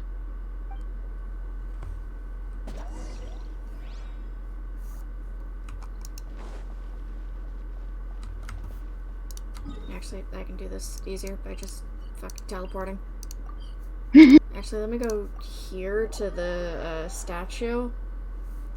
Heck yeah. And I can turn in the Dracula I have. I don't think I have enough for a level. Well, maybe. Nope, okay. I need 3 more to get it to level 4. Gotcha. Soon. Soon.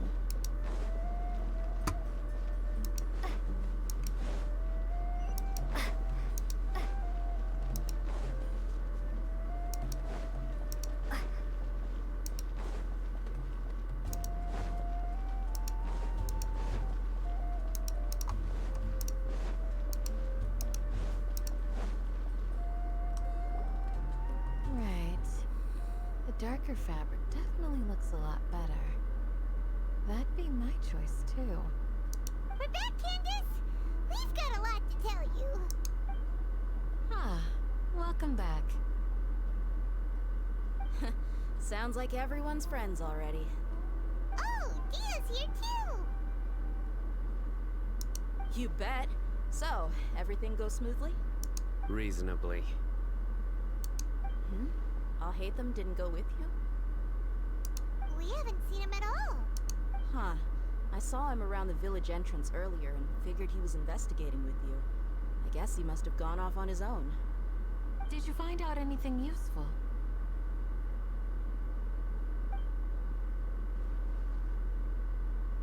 I see.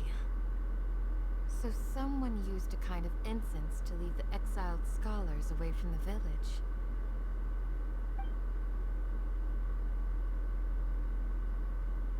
The resurrection of King Deshret? First I've heard of it. Far as I know, the kind of incense you just mentioned is only popular beyond the wall. Scholars are fond of it, but as you can see, there aren't many scholars still studying around these parts. No seller would be able to make a profit here. Not to mention, making incense is a labor-intensive process. You won't see anybody in the desert with the patience to make or sell something that requires that kind of effort.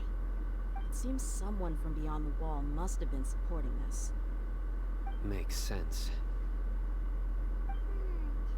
So what should we do then? Do we go back to the academia and search for leads there? If it was any other day, that would be your next logical step. But today, you've got me on your team, so you get an extra tip. Didn't you say that the villager got his news from the tavern? Well, I also like to drink at the tavern, so I know a thing or two about these radicals he mentioned. If Paimon remembers correctly, the leader of the radicals is some guy called Delavar. Ah, yeah. Delavar, the scar-riddled bandit, Engur, the wide-eyed butcher, and Jabari, the duck-tailed bearded crook. The whole lot of them are known around these parts.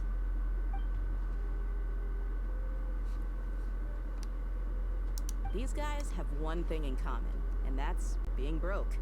The rougher life gets, the more they want to believe in King Deshret. Way they see it, King Deshret's resurrection is their only chance at overthrowing the academia. Throwing all of Sumeru into chaos is the only way to change the way of life here in the desert. Anyway, that's my guess why they've chosen to become radicals. Tia! You're amazing! You really know this place inside and out!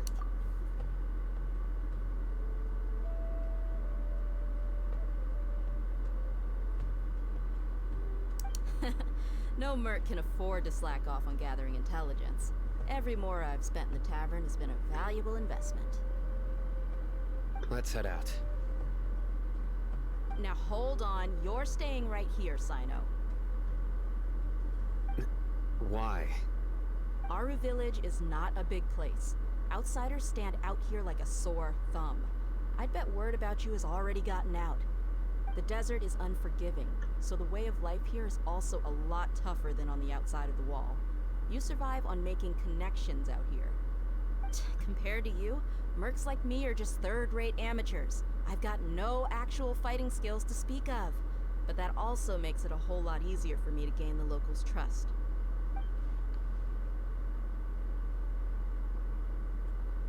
I need to go around and ask some questions, but it'll be difficult if you're with me. Fine. Good. Then we've got a plan. The Traveler and Paimon will go to Caravan Rebot with me, and we'll try our best to figure out where the Mad Scholars have been taken. Sino, you'll have to stay in the village and continue investigating on your own. Alright, sounds like a plan.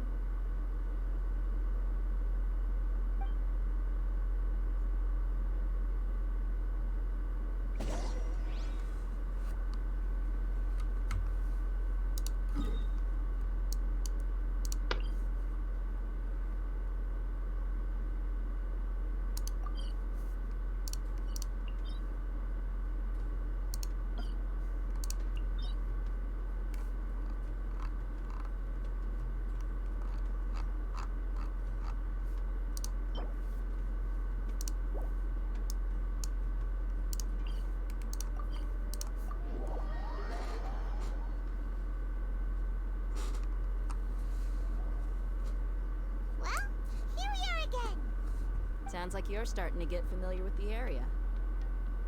Paimon's amazed every time we see the wall of Samiel. How can a wall this tall even exist? It's almost unreal. I know what you mean. I had the same question every time I walked this way when I was a kid. Also, why is this high wall here? And can a wall really block sandstorms?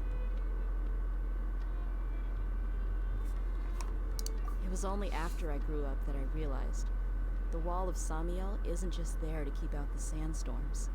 It serves a more important purpose, keeping out people like us. Sumeru is run by wise and mighty sages. To them, us desert dwellers are nothing but tools that can be used and discarded at their whim. We're cheap labor, like livestock, but easier to control. Nothing more. Even if a child from the desert got the chance to obtain an Akasha terminal, almost all their requests for knowledge would be denied. The academia believes we're underserving. Geniuses like Sataria are 1 in a million. The other children never get a single chance to try and rewrite their fate, even though the academia knows very well that we're humans, just as they are. That's terrible. I would tear down this wall with my own hands if I could.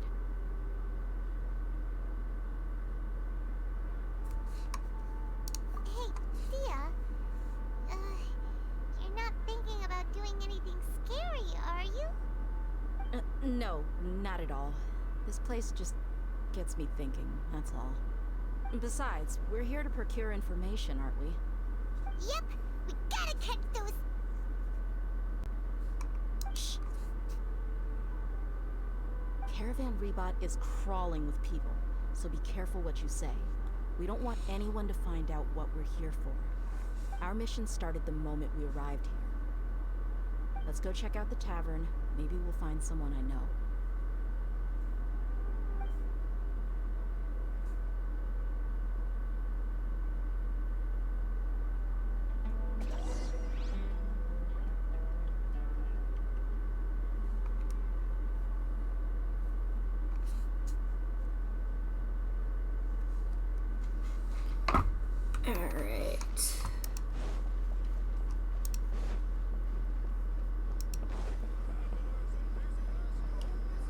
Just our luck.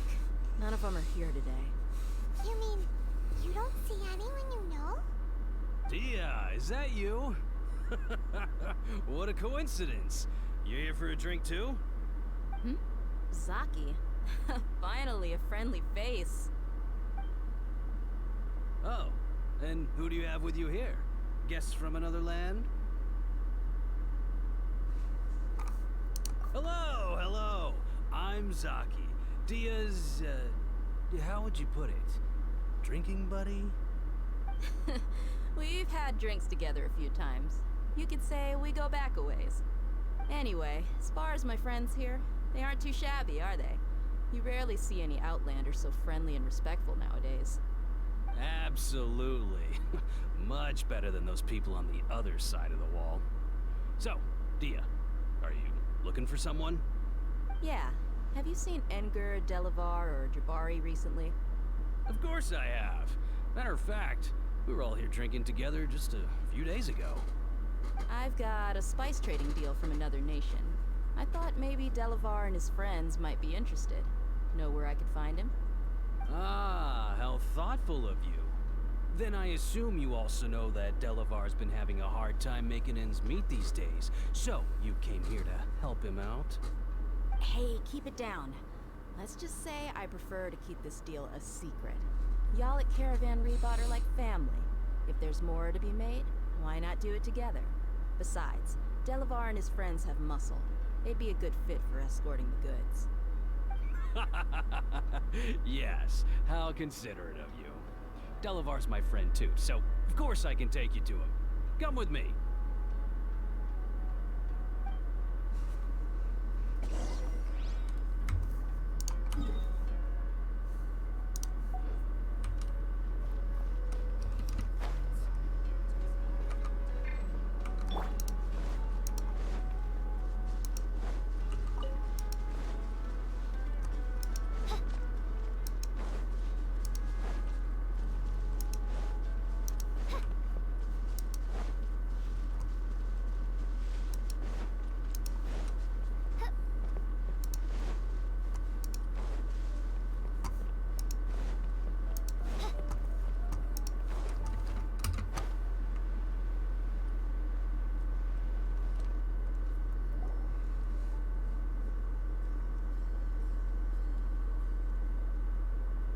Are we there yet? Yep, this is the place. This place is practically deserted. What are they doing in a place like this?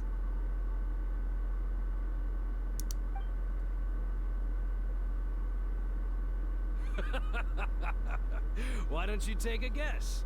Go on. A wild stab in the dark. You're like lambs to the slaughter. Oh no! It's an ambush!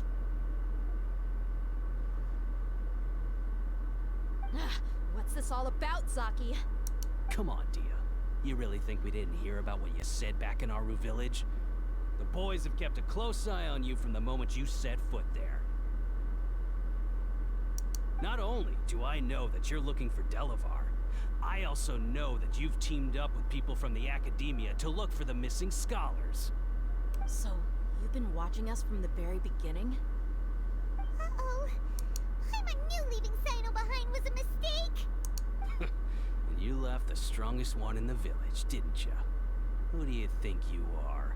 You really thought we'd fall for your little business deal nonsense? So you and Delavar have been partners all along. Dia, I guess it's only natural for a traveling mercenary like you to be out of the loop. Those of us who hang around the tavern have stronger bonds than you think. But you got one thing right. We're all looking forward to an uprising in Sumeru. There's nothing more we'd like to see than the desert folk overthrowing the Academia. If that's the case, then I'm sure Delavar wouldn't miss a second of it. I'll be honest with you. If it weren't for what you said in the village, your little monologue about the Wall of Samio would have convinced me that you're one of us. Delavar. And Edgar. You're here too, huh? Long time no see, Miss Mercenary. You should have known the traitors are what us followers of King Deshret despise the most. Dia, I thought that you, a fellow desert dweller, would understand why King Deshret is greater than the Dendro Archon. Little did I know, you don't deserve to join us. Yeah, gee, what a missed opportunity. Adopting radical views and kidnapping innocent scholars. All because of some baseless rumors? Anything else I'm missing out on? See? There you have it. Mercenaries are just a bunch of faithless scum with only one thing on their minds. Mora. Pathetic. You're all like a pack of street rats. You're not wrong. Mercenaries are driven by Mora, and my faith lies with whoever's paying me. As long as there's a profit to be made, anyone can become my friend. Enough talking! Get him!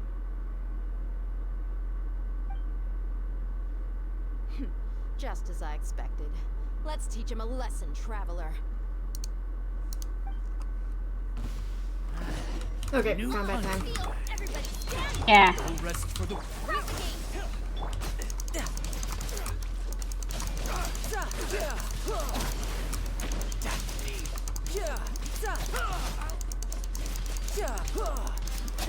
Bring it on. There we go.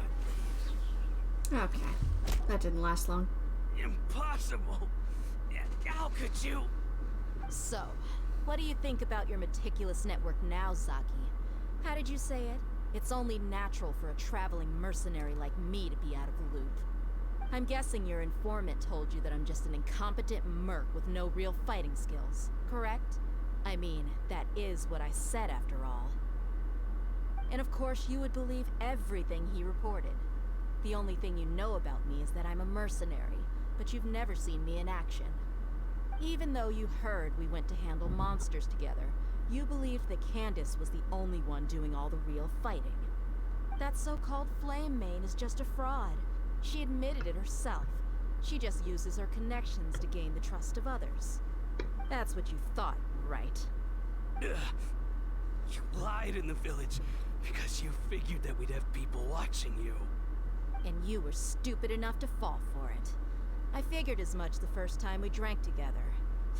You all thought you were so smart. Pathetic. Okay, that should be all of them. Whoa! So you've been planning this since we were in Aru Village? No task can be done without preparation. I just happened to notice a couple suspicious-looking people Hello while we again. were out investigating. Oh, I am ordering dinner. Okay. Ooh, what are y'all doing? You want your usual? We're doing Mexican. Nice. Yes, please. Those two who were snooping around were just a couple small fries. If we want to get the real catch, we have to be patient and give it some time. Oh, you mean the funny name she mentioned back in Uncle Ampu's house? The wide-eyed butcher, scar-riddled bandit,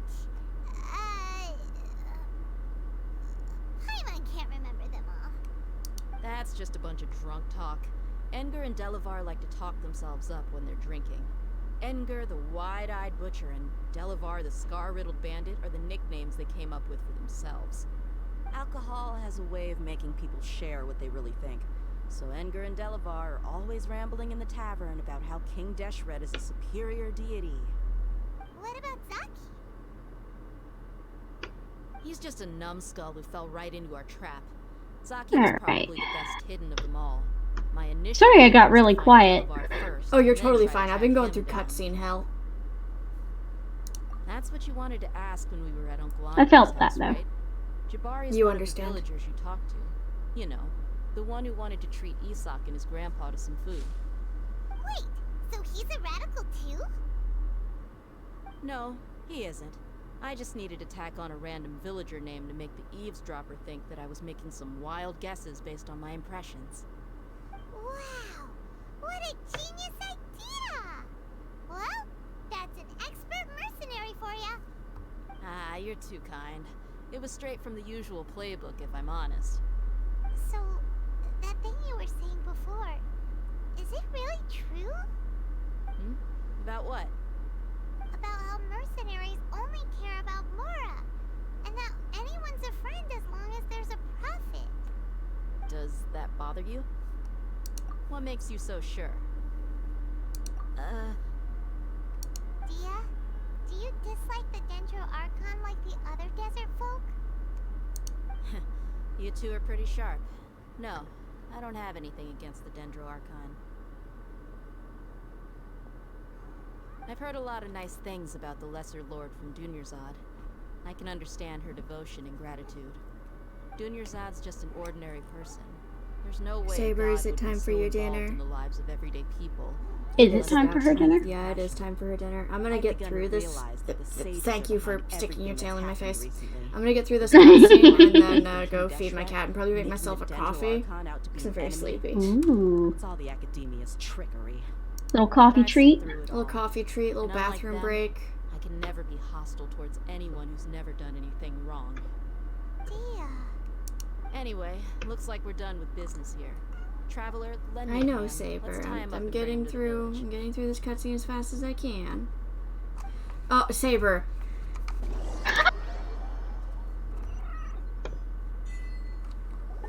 Saber. Well, This should be all of them. she makes it so hard. Oh no, did she get on your keyboard? Yeah. She's back in basically the position I sent you a picture of. Aww. She's like, maybe if I just cuddle really, really hard, she'll have to feed me. She'll take the hint. I'll take the hint and I'll take pity on you and I'll give you your food. Jail for mother. Jail for mother. 1,000 years. Jail for mother for 1,000 years. I'll meet you back here tomorrow morning, Traveler. Saber, you're very sweet. She's resting her head against my hand that's on the mouse. Let's just hope they live to Aww. see another day.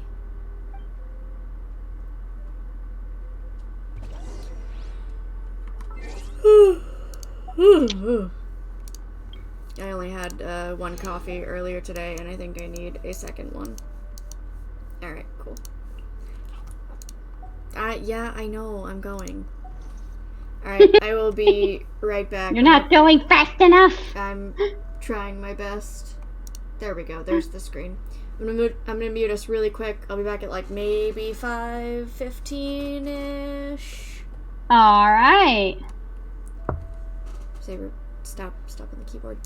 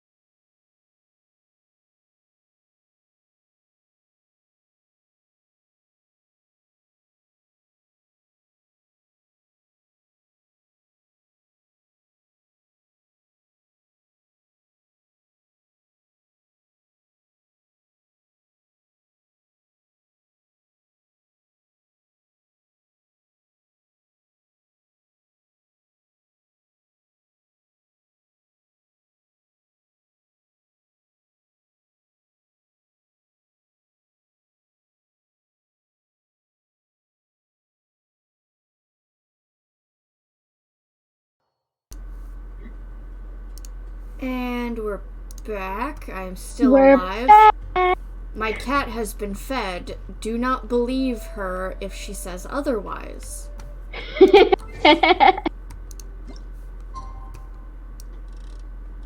me see. Wait until 6. Cool. Also made She says, myself a what about coffee. second dinner? I give her 2 square meals a day, a scoop of dry food, and then a little can of wet food.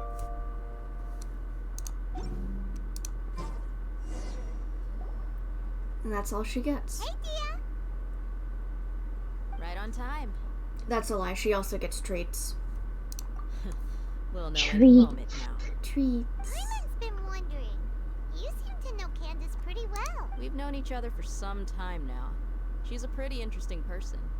Even though she's an extremely strong warrior, she never misuses her powers against others. Everyone loves a little treat. Paimon knows what you mean, like a lot of martial artists say. Pets especially just love a little treat. Yep. Honestly. Put it that Yeah. way. It takes strong convictions to be as dedicated I mean, as she I is, too and love a shoulder little that treat. kind of So, responsibility. Yeah. Us mercs, on the other hand, we pretty much live from one day to the next. Well, Paimon thinks you're great too. Really? Thanks for that.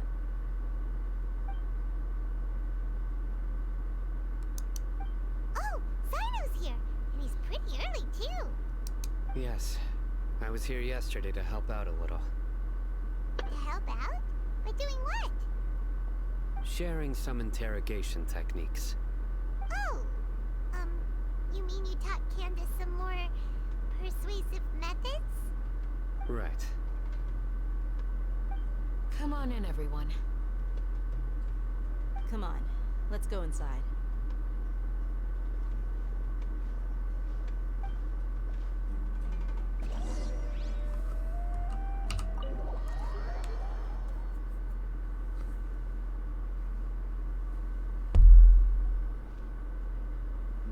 Candace, where?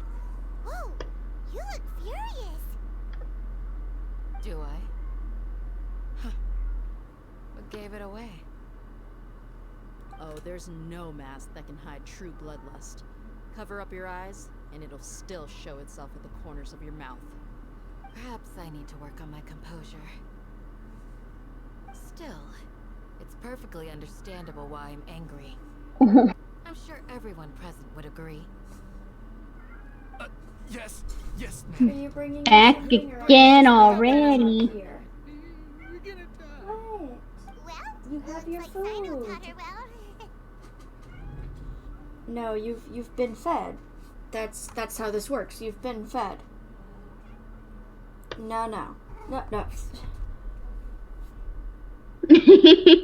Okay, so she jumped onto my desk just to walk across it to go onto my bed. Aww. Of course, that's the most logical way to do that, yeah. Obviously. Yeah.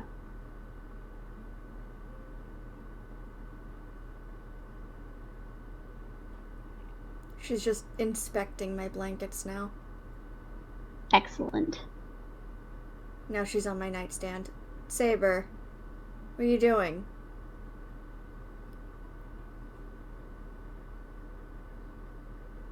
What's your plan? She was hollering at me. Like, what do you want? You had your dinner.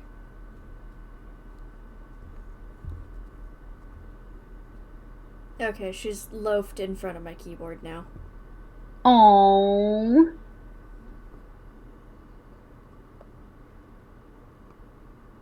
Gotta love a good cat loaf. Mm-hmm.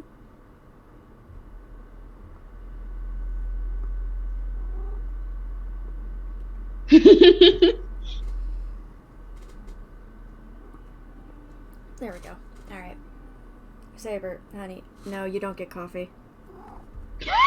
Back onto the bed with you. Back. Go. She's so stubborn. You fear death yourselves, yet you do not hesitate to place the lives of others at risk. And she's back on the desk. The absurdity is Hi. mind-boggling. The ones you call mad scholars are known to us as the Village Keepers.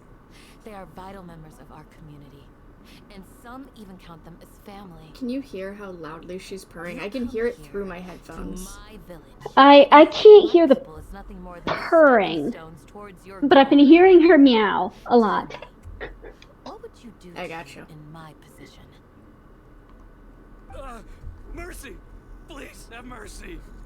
You've Okay. made your bed. Savory, you can just We may both settle be desert somewhere. dwellers, Pick where you want to but be, there's one okay? thing that I understand better than you. There you go. You The just loaf resurrection there. of King Deshret will only result in war. And war serves no one. The people of Aru Village care little Not about the which keyboard. god is in power. Life may be tough and tiring, but we wish to Not the preserve our keyboard. way of life. A war would only cause us to lose all that we have. And that is not a response. Driver at restaurant. All right. Nice. We understand. We're sorry. I'll tell you everything I know. Please, just let us go. I'm listening. You might not believe this, but it wasn't us who came up with this idea. Someone was spreading rumors in the tavern. That's how we ended up hearing about King Deshret's resurrection. Some mystery man told us that mad scholars will make the perfect sacrifice to usher in King Deshret's resurrection. They give their lives, and we can get anything we wish for. They're called village keepers. Slip up again, and you'll regret it. Yes, sorry. It was all that mystery man's doing. He told us to spread the word about King Deshret's resurrection, and talked us into helping him. In return, he said he'll help facilitate the resurrection process. I'm not sure. That's one. Huh? One what? Strike. You get a total of 3. Then, you die by my hand. Wait, I'm telling the truth. We don't know anything. It was all him. 2. He got us to lure them out of their houses in the night with some kind of incense. We take them to a junction outside the village. Then the mystery guy takes them from there. You gotta believe me, please. I'm telling the truth, I swear. Just ask them if you don't believe me. That was indeed the truth. Traveler, go on.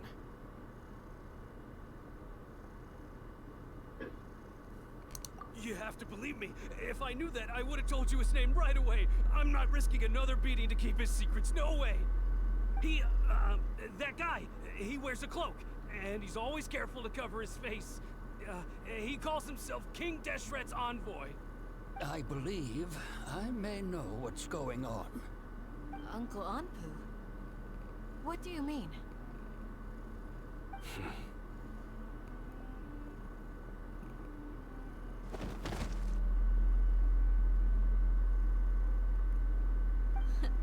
Smooth. Okay, speak.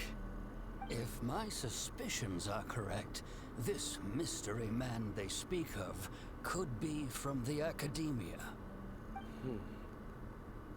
Some time ago, people from the Academia attempted to take the village keepers away.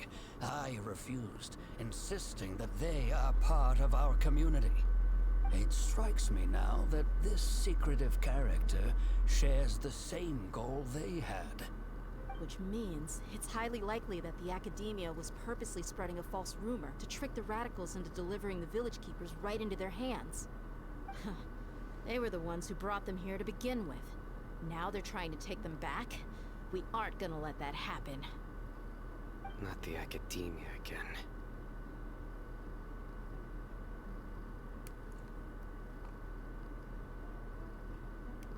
Just as I thought. But what could they want with the village keepers? People are nothing but tools in the eyes of the Academia. A change in their plans likely means they found another way to exploit the scholars. Regardless, our top priority now is locating the village keepers. You're right. Isak is still waiting for news on his grandpa. Time to go. Let's leave the village and try to track them down. Yes. pack up and get ready to leave. You got it. Candace, I'll let you deal with the radicals. Leave everything outside the village to us. All right. Let's meet back here once everyone's ready.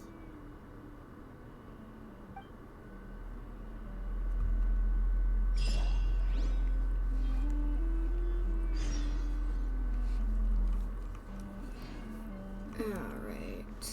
Leave. Saber, are you giving yourself a bath on my desk between me and my keyboard? Why do you do this? Let's get some Oh, Alhytham's back. Whoa.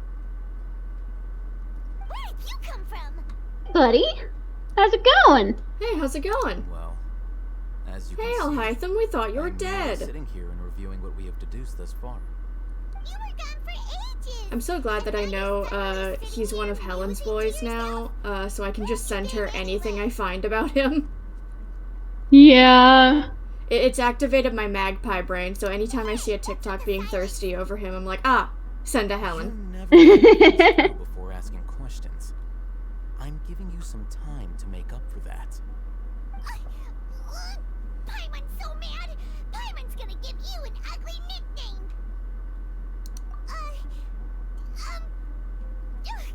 Never mind. Paimon's got nothing. There's just nothing super obvious to pick with this guy. Makes it so hard. Well, you've heard nothing to suggest I left this whole time, so clearly I stayed in the village to investigate. Anyway, you plan to leave Aru village and keep searching for the truth of this matter, yes? Yep. We're not gonna find out anything more by staying here, so we thought that we might as well take the search elsewhere.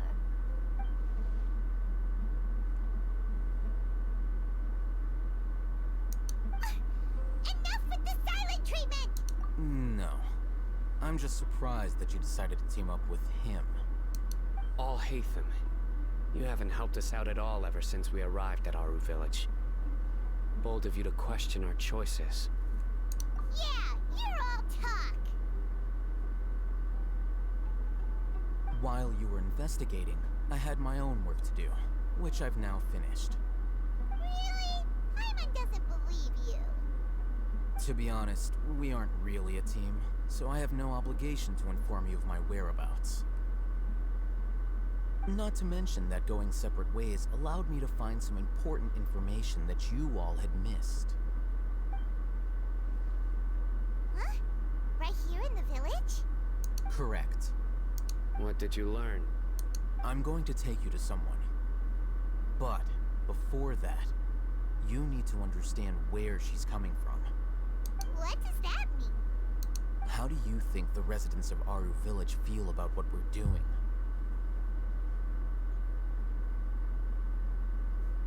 In other words, do you truly believe every single word the villagers tell us? You mean some of them lied to us? Hiding the truth does not necessarily equate to lying. Again, these people have their reasons. Remember what Candace said? Most people in Aru village don't necessarily care which deity is in charge of Sumeru. That's because whether King Deshret or the Dendro Archon has power is of little significance to them. By contrast, the perils of their daily lives are ever-present concerns. They won't simply share everything they know with you without good reason. That's why you believed there was no further information to be found in this village. Glad you're following along. Among those you have talked to, there's someone who was consciously keeping you out of the loop. In fact, she's been observing your every move since you arrived. The reason being, to someone who only wants to live their life in peace, any external factors introduce unpredictability into the equation. Those eyes. Those fierce eyes. You look like a real fighter. Don't change the subject. It's quite obvious that she's intimidated by Sino's authority and strength. Right. You were asking about the the mad scholars. She corrected herself mid-sentence because she's aware that there are King Deshret fanatics in the village. If she sounds too friendly towards the village keepers, she could easily make herself the radicals' next target. I think it's been a few days since I last saw them. I usually go to bed pretty early, so I'm not too familiar with what goes on at night. Remember? She made a point of denying her involvement in anything that occurs at night. But honestly, I feel quite sympathetic towards them.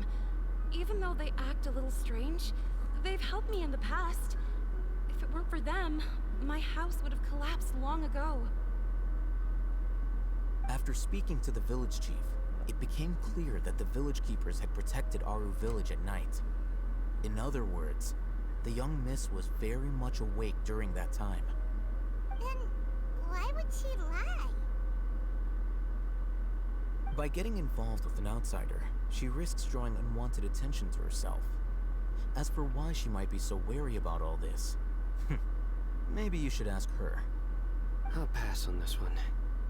You said that she is afraid of me. If so, it's best if I stay out of this. We're on it!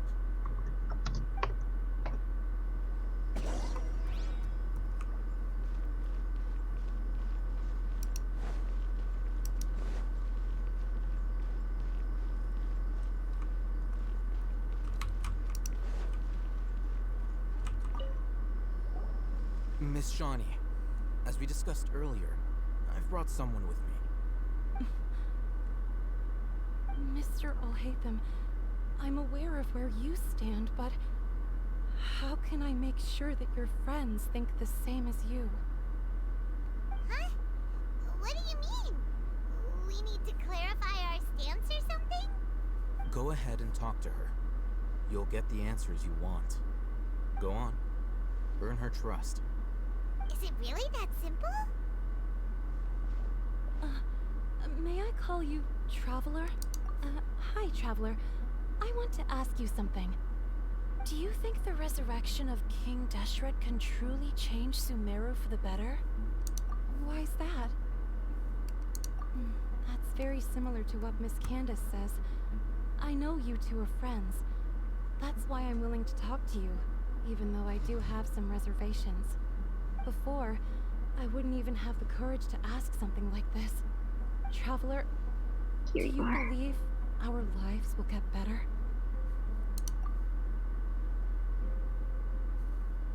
Yeah! We came here from another nation, so it isn't wrong of you to be weary. And we aren't really residents of any one nation.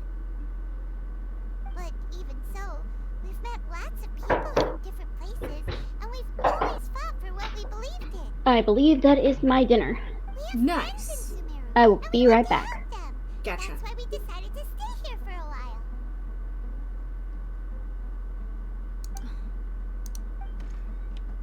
I want to trust you. My apologies for posing my questions like that. To be honest, I didn't expect you to come back for more information. Alhaitham told us you have your reasons. It's okay. We understand. The fact is that only one side of my family is desert folk. I don't really fit in anywhere in Sumeru. Some believe in the Dendro Archon, while others believe in King Deshret. I don't belong to either side, and neither side would want me. Speaking of which, the radicals mentioned that they despise traitors. Do they just think that anyone who's different from them is a traitor? Yeah. Some people can be so narrow-minded when it comes to bloodline and beliefs. It makes no difference what I say or how I behave. I'll always be suspected of having ulterior motives. Slowly, I just stopped talking to people. I pretended not to hear or see anything. All I want is to live my life in peace. And then it happened. The village keepers who had helped me disappeared with no explanation, and I didn't dare breathe a word about it to anyone. Until now. You can tell them. I'm sure she'll keep your secret. All right. I'll tell you what I told Alhaitham. I actually have a sharper sense of hearing than most. Sometimes, I hear strange crying sounds in the night. There are I'm not sure. It's faint, but it's definitely the sound of crying. It comes from far away in the distance, and always carries very raw emotion. It used to be louder and more frequent, but ever since you arrived in the village, it doesn't seem to happen as often, and when it does, it's much quieter. I have to focus really hard to make it out. I confirmed this with the guards on night duty. They also have someone with a good ear, and he's heard similar sounds at night. But, because we're in the middle of a desert, he would rather believe that they are the cries of beasts than ghosts. There's really nothing around these parts, except for an old hospital not far from the village. I think they used to use it for treating Elazar, but it's been abandoned for years. Yeah, let's go!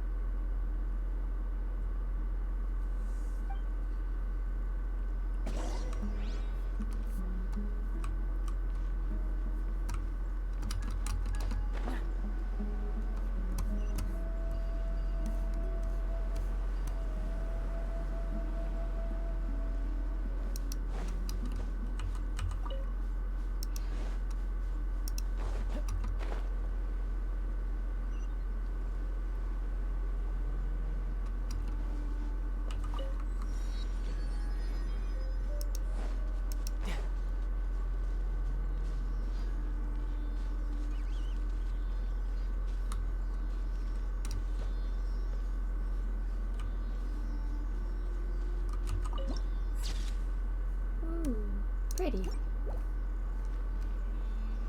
Alright. Those guys are gonna want to kill me. Oh, there it goes. Sounds good to me. Come on.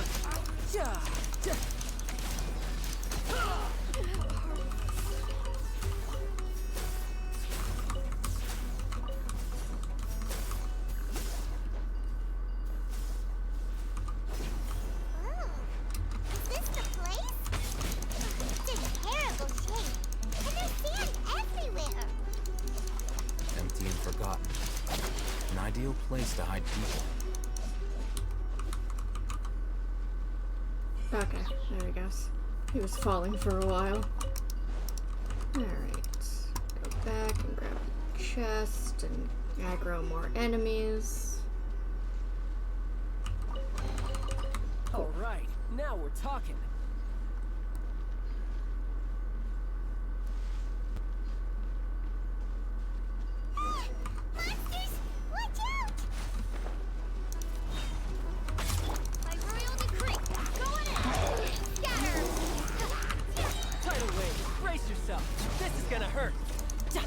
No time to lose.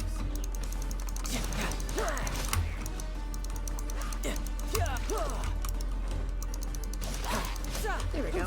Cool. Oh, oh, fuck. Oh, big one.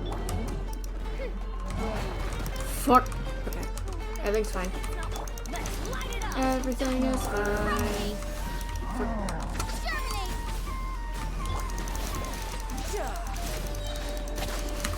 Let your guard down.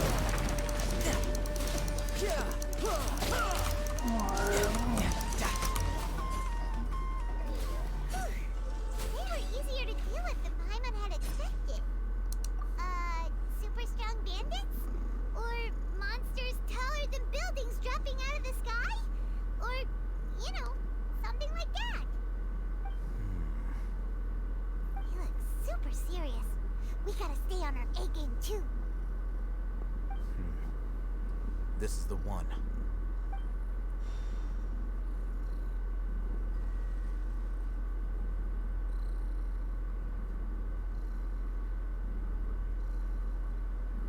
Alright, I'm back. Welcome back. Saber is laying on my arm with like all of her weight. All little 8 pounds of her weight.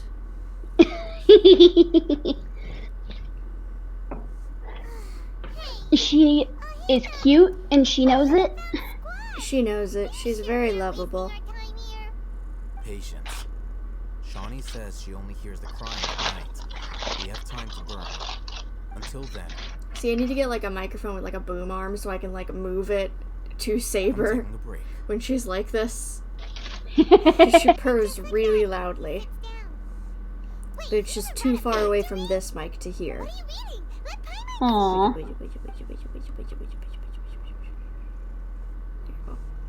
Okay, sure. Alright.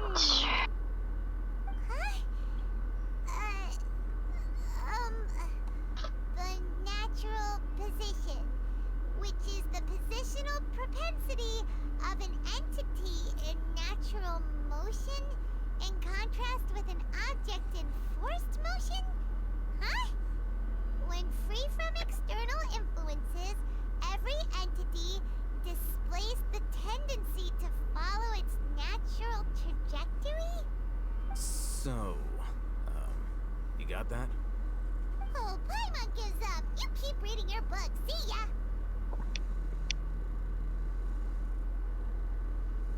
How is he so relaxed?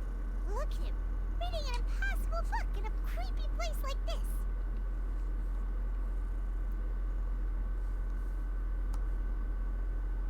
Hey, what good is that gonna do for you? You're acting like one of those annoying Where you grown-ups going? who go around nagging people to focus on their She left. She just stood up at random and now she's... I think she just wants me to keep petting her, but I can't do that because I have to play video games. Aww. Saber, it's so important for me to play video games right now. I can't play with you. Paimon would probably still be floating around in the ocean somewhere. Thank you.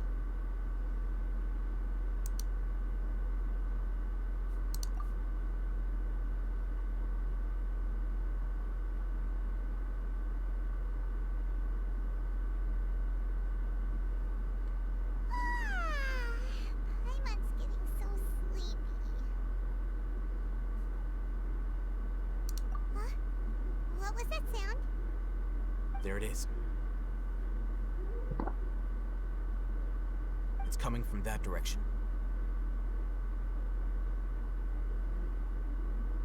Is the sound coming from here? Huh. Paimon's not seeing anything.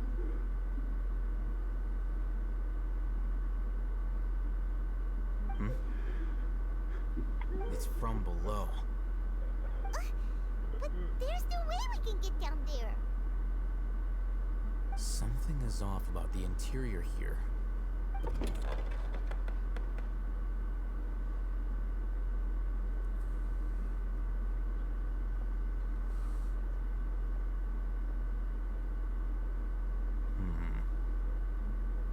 As I thought, there's a hidden structure. Wow. It's like they tucked another hospital into this one. Oh, it looks like there are other mechanisms around here. Let's keep exploring.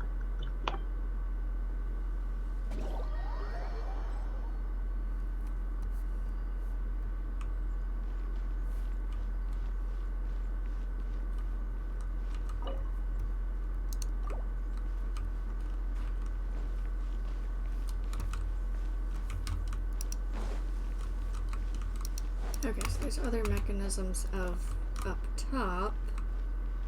I need to use those to get into there. No time to lose.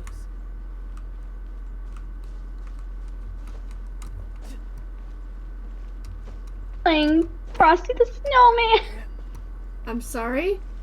Somebody's playing Frosty the Snowman in, Gridania. Aw. Up, found a Dendroculus and a Dendropillar. Okay, cool.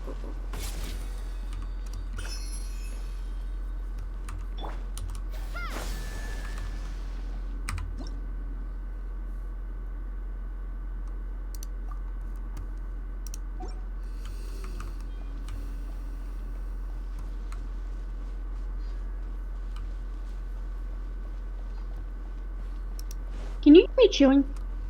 No. Okay, cool.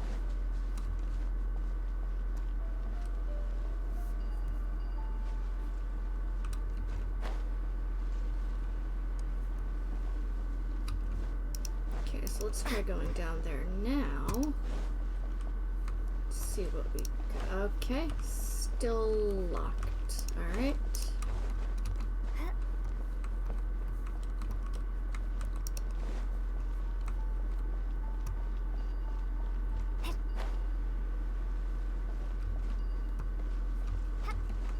I think I need to grab an animo character to get the— oh, this is— okay.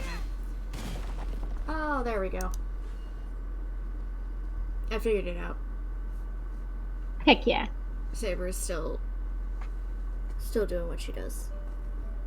Excellent. You're doing such a great job, Saber. She's doing so good.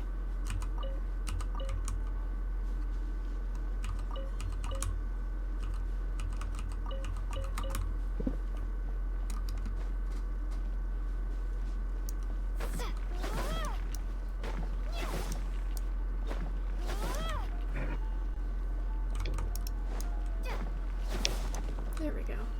Oh, little scarab. I don't need those. But do you want those? Not, like, super particularly. Because, like, you only need the scarabs if you have Sino, and then you really need the scarabs.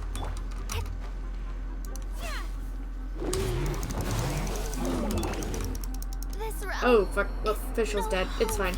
Everything's very fine. Everything's so normal. Chill. Nope.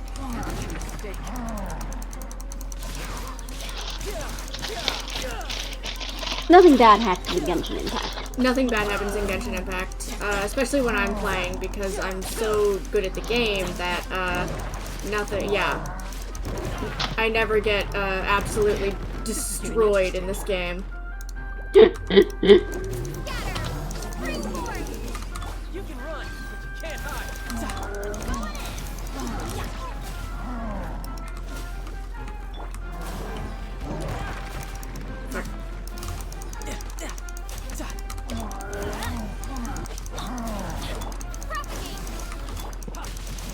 Okay, there we go. Okay, we're good now. Everything's fine. There's a guy up there killing me, but Not bad. I beat everything Not bad at else. all.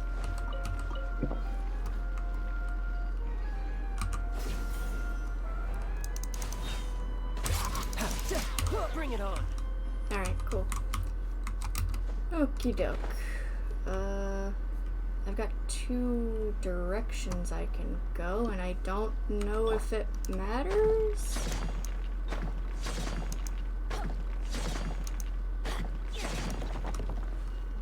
Adventure time. Let's light it up. Scatter. Tidal wave. Who's next? Riptide. Okay, so bad news. The scorpions are made of meat. Uh-huh. That's all I got. They're made of meat. I don't know what else. I don't know what else to tell you.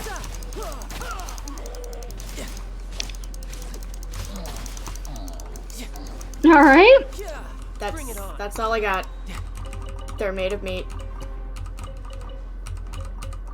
They're made of meat. They're made of meat. I killed some scorpions and they just dropped meat. Like raw meat. Like steaks. Now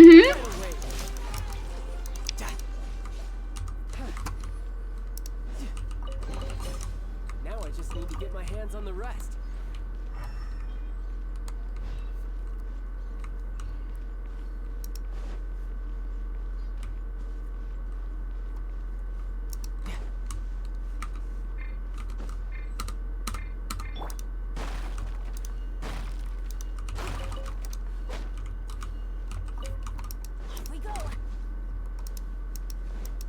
Okay, so I guess the other way was the way I was supposed to go, question mark? Maybe neither of these are the way I'm supposed to go.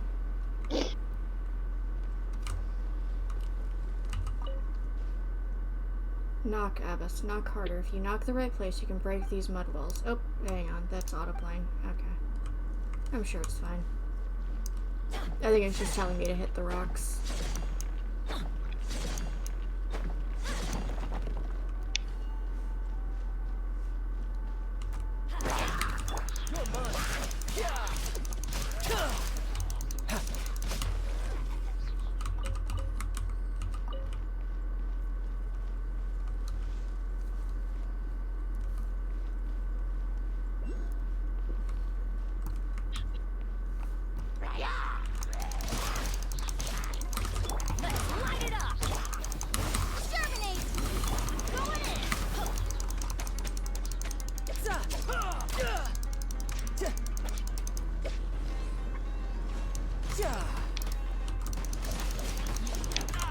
Ow.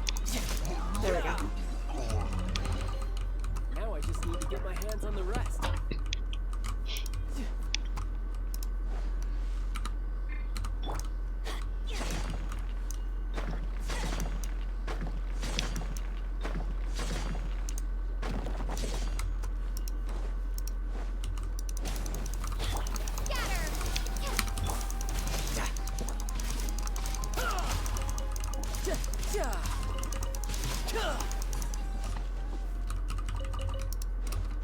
Treasure.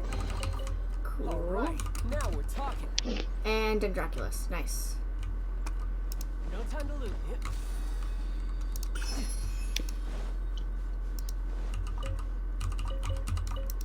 Okay, I really don't think I'm in the correct place, but God punish me, I should have died, but now I'm hiding this hole, living like a lizard. That evil doctor's forgotten me, and so is God.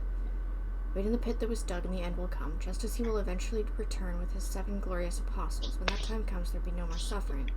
Hakim and Avina will return with their beloved Aru village, and little Arabars with all the sweets at once. And I, Dune, Scepter Beast, home. Will Mom and Dad be there waiting for me when the end comes? They're so helpless, they should be in the fields. They shouldn't.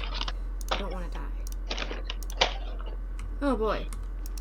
No time to lose. I'm sure it's fine. I don't want to die. Interesting. Wow, that's so weird. Yeah, so weird that people don't want to die. Yeah, what a crazy concept. I'm getting a lot of meat in this cave. Good cave for meat.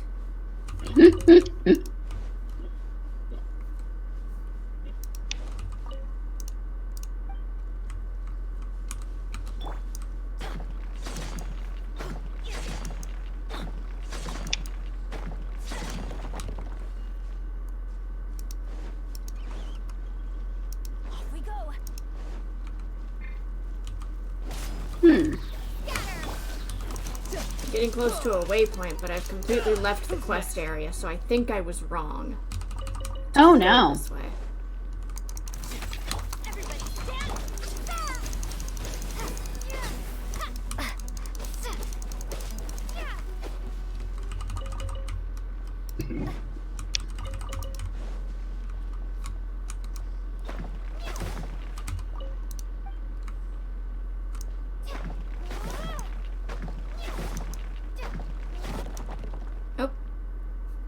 Okay, I'm out of the cave. I get a little cave exiting cutscene, but I don't think I'm in the right place. Oh. Okay. A pickaxe. Severely eroded hoe. That's what they called me in high school. No, I was there. No, they didn't. No, they didn't. It is funny every time. A farming tool appearing in a wasteland like this is quite the surprise. Other than the serious erosion, the handle of this hoe is covered in mud. It seems unusable.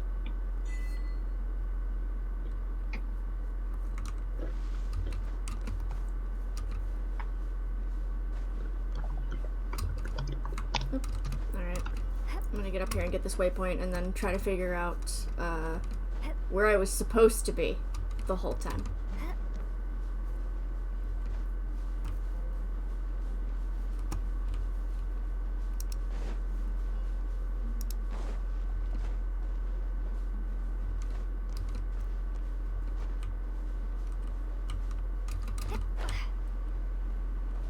Oh, hey, a different cave. Okay. I don't think that helps me here.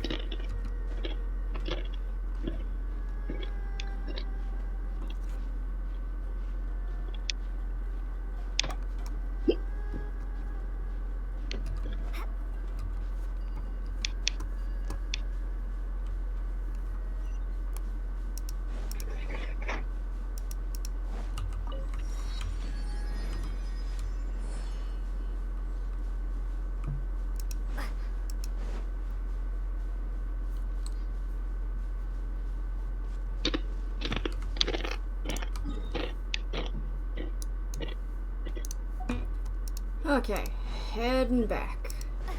Because I wasn't supposed to do that. I did get an achievement, though. What did I do? There was one survivor who got away. Okay. So that definitely had something to do with Dottore. I just don't know what. Huh. I haven't, like, figured out what the fuck Dottore is up to. Yeah. I know vaguely what he's kind of doing, but that's not gonna be revealed yet because I know spoilers. But I know such vague spoilers that, like, it doesn't really matter. Yeah.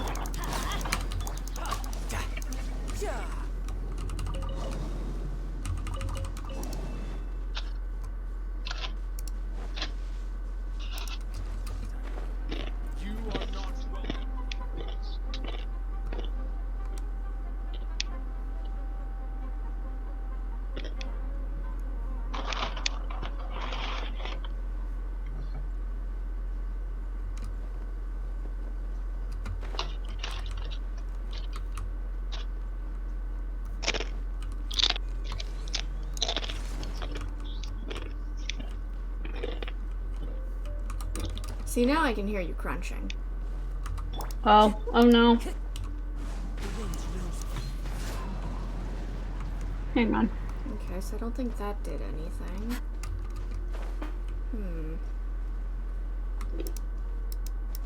How do I need to, like, unlock these? Follow the wind. Alright, I think that's better. Ah, probably by doing the combat. That might help. Maybe I should have gone towards the totems and investigated them.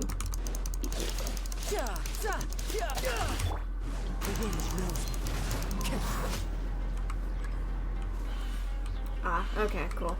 I'm so glad that I built a Kazuha that can just kill. Ow. Incredible. Now I have to build a Scaramouche that can kill. And I see where the domain is for his artifacts, I just have to, like, get there. Yeah. I also have to get a lot of mushrooms for him, while also trying to get the little, like, lotus thingies for Tignati. This world is full of Okay, and then that means if I go and investigate the last totem, which I don't remember where it is. It's around here somewhere. There it is. No, that's the one I already got. Hang on. I can probably see it from here.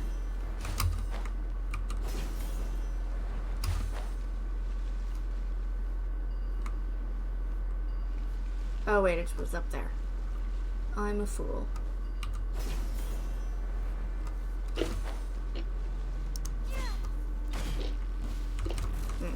Gotcha. Oh.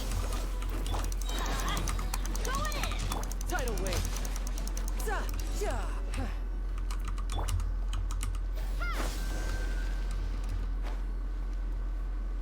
Okay, let's try this now. I didn't get a key, have I? Nope, no key.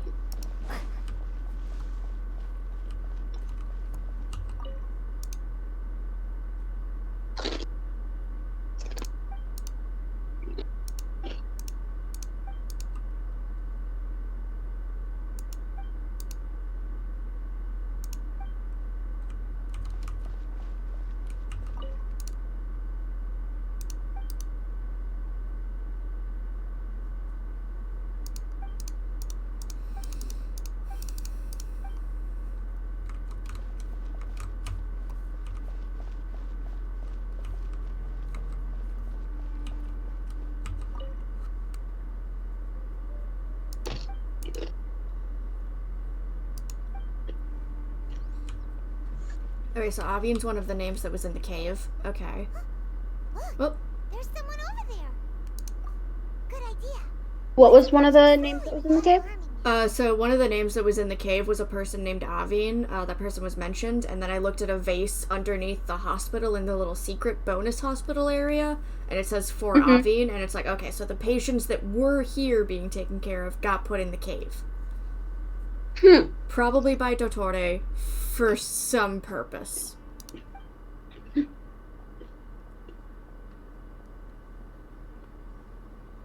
Wait. Like, all I know that Dottore has definitely done is that he killed someone while he was in the academia, and so he got expelled. So he never actually graduated. It's like a Victor Frankenstein situation. You're... Huh. Yep.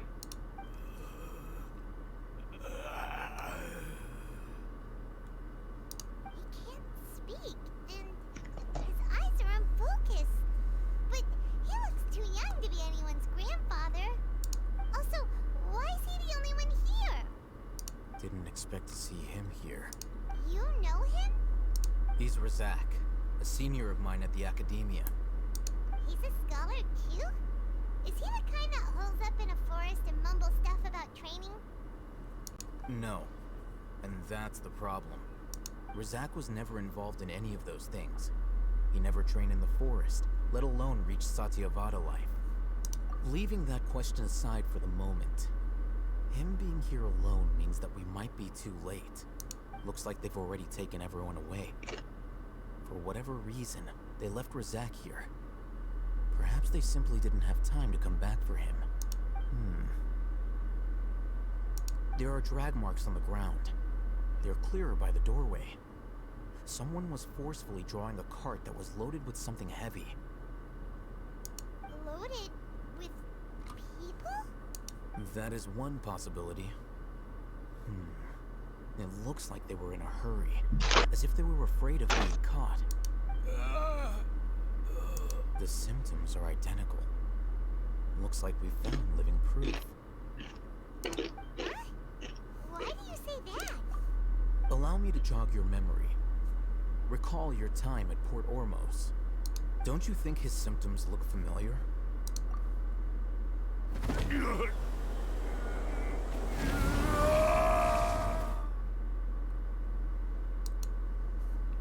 Oh, now that you mention it, they're acting the same way. Correct. The academia is behind all of this. It isn't difficult to deduce their rationale. First, the academia spread a false rumor of King Deshret's resurrection, emphasizing the role of the village keepers, the mad scholars who were exiled to Aru village. These rumors were all the persuasion that the radicals needed, and those based in Aru village leapt into action. Unbeknownst to them, of course, through rounding up the scholars, they were actually helping the academia. As well as being able to exploit the radicals for their own ends, this scheme has one further advantage to the academia. All the risks and responsibilities are offloaded onto King Deshret's followers. Life for the desert dwellers has been brutal ever since King Deshret's death all those years ago. Beneath the surface, feelings of desperation are widespread. Many would give everything they have for the prospect of something better. Anyone looking to exploit that for their own ends simply needs to make a few empty promises. Even if complications arise, people will see that those involved are all followers of King Deshret, and look for no further explanation than differences of belief. A deep-seated mistrust of the desert and everyone in it by the rest of Sumeru will make sure of that. The notion of an academia plot wouldn't even cross their minds. It may seem like a simple strategy, but it is able to work wonders under Sumeru's current circumstances. Oh, that makes a lot of sense. It's in line with the village chief's theory, too. But there's still one very important question. Wasn't it the academia that brought the scholars to Aru village in the first place? Why does it want them back now? Throughout this process, one thing has changed. The scholars' identity. First, they were scholars. Then, they became lunatics. After that, they were exiles. And finally, they become missing persons. An exile is still patently a living, breathing human being. But when someone becomes a missing person, that is brought into question. If you can't find someone, you have no way of knowing what exactly happened to them. That makes missing people an ideal resource. Resource? For what exactly? One possibility is that the information in their brains could be extracted into knowledge capsules. Extracted? You mean canned knowledge comes from people's brains? With the technology of the Sumeru Academia, it's entirely possible. Perhaps the process caused them great suffering, which is why they cry out in the dead of night, when no one is watching them. So, the human brain... Nope, nah, Paimon doesn't want to think about this. I'm the Academia's scribe, after all. I'm familiar with their projects. Anyway, judging by Razak's state, the contents of a divine knowledge capsule were extracted from his mind. But something went wrong in the process. Or perhaps his curiosity got the better of him, and he used such a capsule for himself. Paimon's a little confused. Can they just use anyone's brain?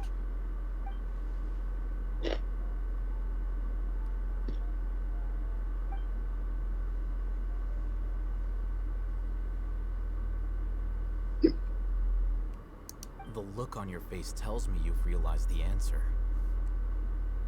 That's right. To some scholars, gaining knowledge about the gods is their entire life's pursuit.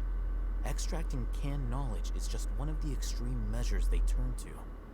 However, I can't help but wonder, what do they seek to gain from divine knowledge?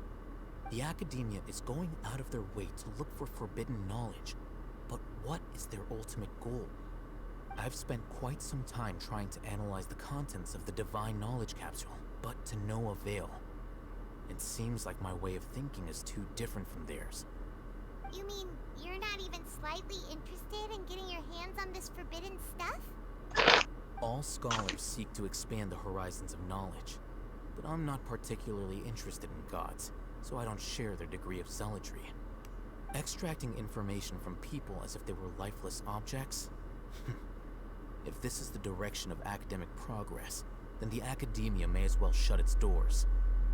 Sounds like you're really against all this. Of course. The Academia's actions run contrary to their rules.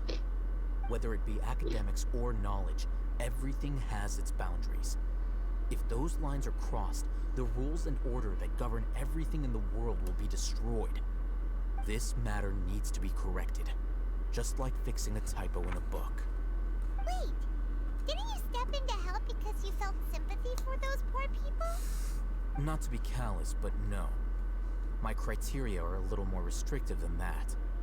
There is no shortage of suffering in Sumeru, and the same can be said for the rest of Teyvat as well. What do you plan to do about that? Save every last person? Probably not. Paimon's not sure. You can say that. Simply put, I don't blindly place my faith into strength or heroism. I do what I want. The divine knowledge capsule is something I want to investigate in full. That doesn't mean I'm willing to take action for the sake of a few strangers.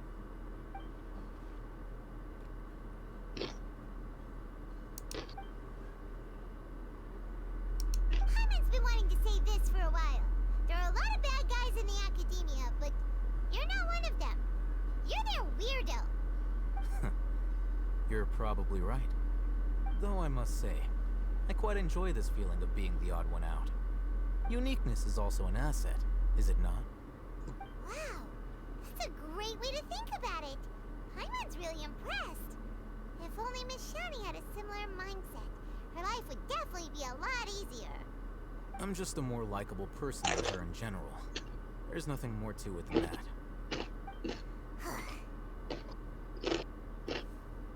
He won't last long if we leave him here. Let's take him with us. We'll work out our next step after we return to Aru Village.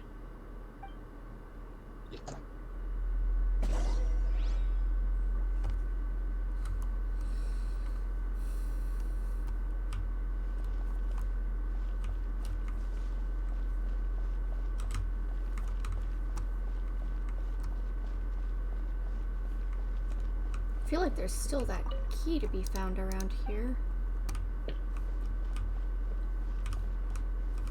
And I kind of want to try to find it. Oop.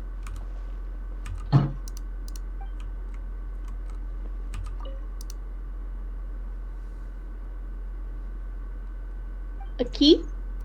Yeah, there was like a drawer in the like top of this building that was like, yeah, you need a key to open this. And I assume it would be somewhere like nearby, but yeah, it calls for an ancient key. Which I looked at everything down there, so maybe that's the thing I have to come back for later. Maybe. Possibly. Who knows? Yeah, well. Anyway, I have to head back to Aru Village now that we've figured out what the Academia is doing with the village keepers. We can go over to that building. No, I don't think it's in any of these buildings. Alright.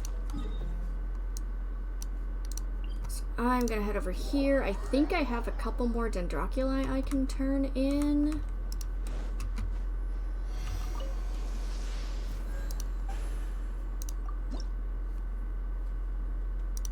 Oh, I still need one more. That's so rude. Maybe next time I log in, I'll get one more Dendroculus. Until then, what else are we doing for the month of December? Is it still just Final Fantasy Fridays for the rest of the month? It is. Should be all Final Fantasy. Final Fantasy Friday. There should be 2 left. Nice. And honestly, with the time I've been doing Post Heavensward, I think I'll finish Post Heavensward at the end of the month, and then next year and we'll start Stormblood in the new year. Wow, that works out so well. Mm-hmm. We're doing so good. You are. Yeah. Alright, so next time we continue post Heavensward, pre-Stormblood, really. We finished all of the Heavensward loose ends. Mm-hmm. And now we get to start new loose ends. For what the fuck is going on with Alice? Well, Alice has been stalking Urianger. I get it.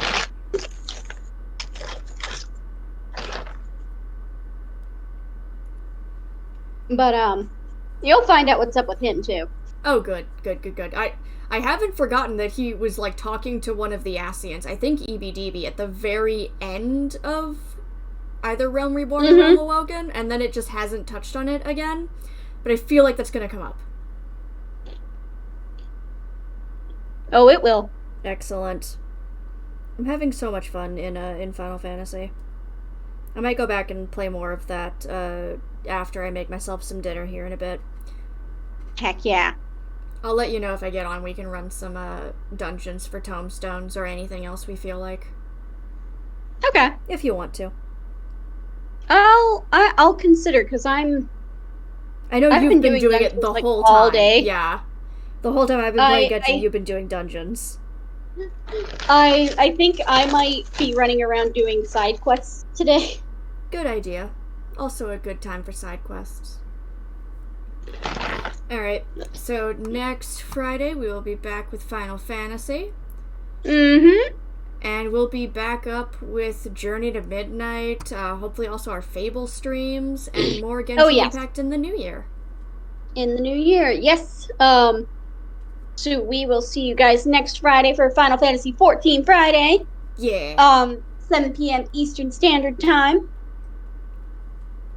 In the meantime, you can check, if you haven't done so already, make sure you hit the follow button on our Twitch. That way you always know when we are starting streaming. You can also follow us on our Twitter. That's a link in our About page. We always post when and what we're going to be streaming. So we also have our lovely calendars that Katie has made. That's a good way to tell like what our schedule is. So give us a follow there. Go to our YouTube channel. If everything that we do on this channel ends up on YouTube. Mm-hmm. along with some highlights of our funnier moments. Oh yeah. So go ahead and go over there, hit the subscribe button. If you ever have to miss a stream, no biggie. That's what the YouTube is for. We're also, there's a couple of things that we're on that aren't in the Abouts page yet. Our Tumblr. We are on Tumblr. We did post that link on our Twitter. So that's a good place to find us too in case Twitter collapses completely. I know we haven't done much with it, but I know we're also on TikTok. Yes. Our wonderful little TikTok. Do we still only have one video up on I think for now I'm working on getting like captions on another one, and then a couple of the other highlights are too long and I can't really trim them without losing part of the bit. But that's the problem, is TikTok only lets you post, I think 10 minutes is the longest you can put a video. Huh. Yeah. Alright. Okay. But yeah, go ahead and look us up on those social medias. Otherwise, have a great rest of your night. Have a great rest of your weekend. Stay safe out there. We love you. And we'll see you guys next time. Bye. Bye.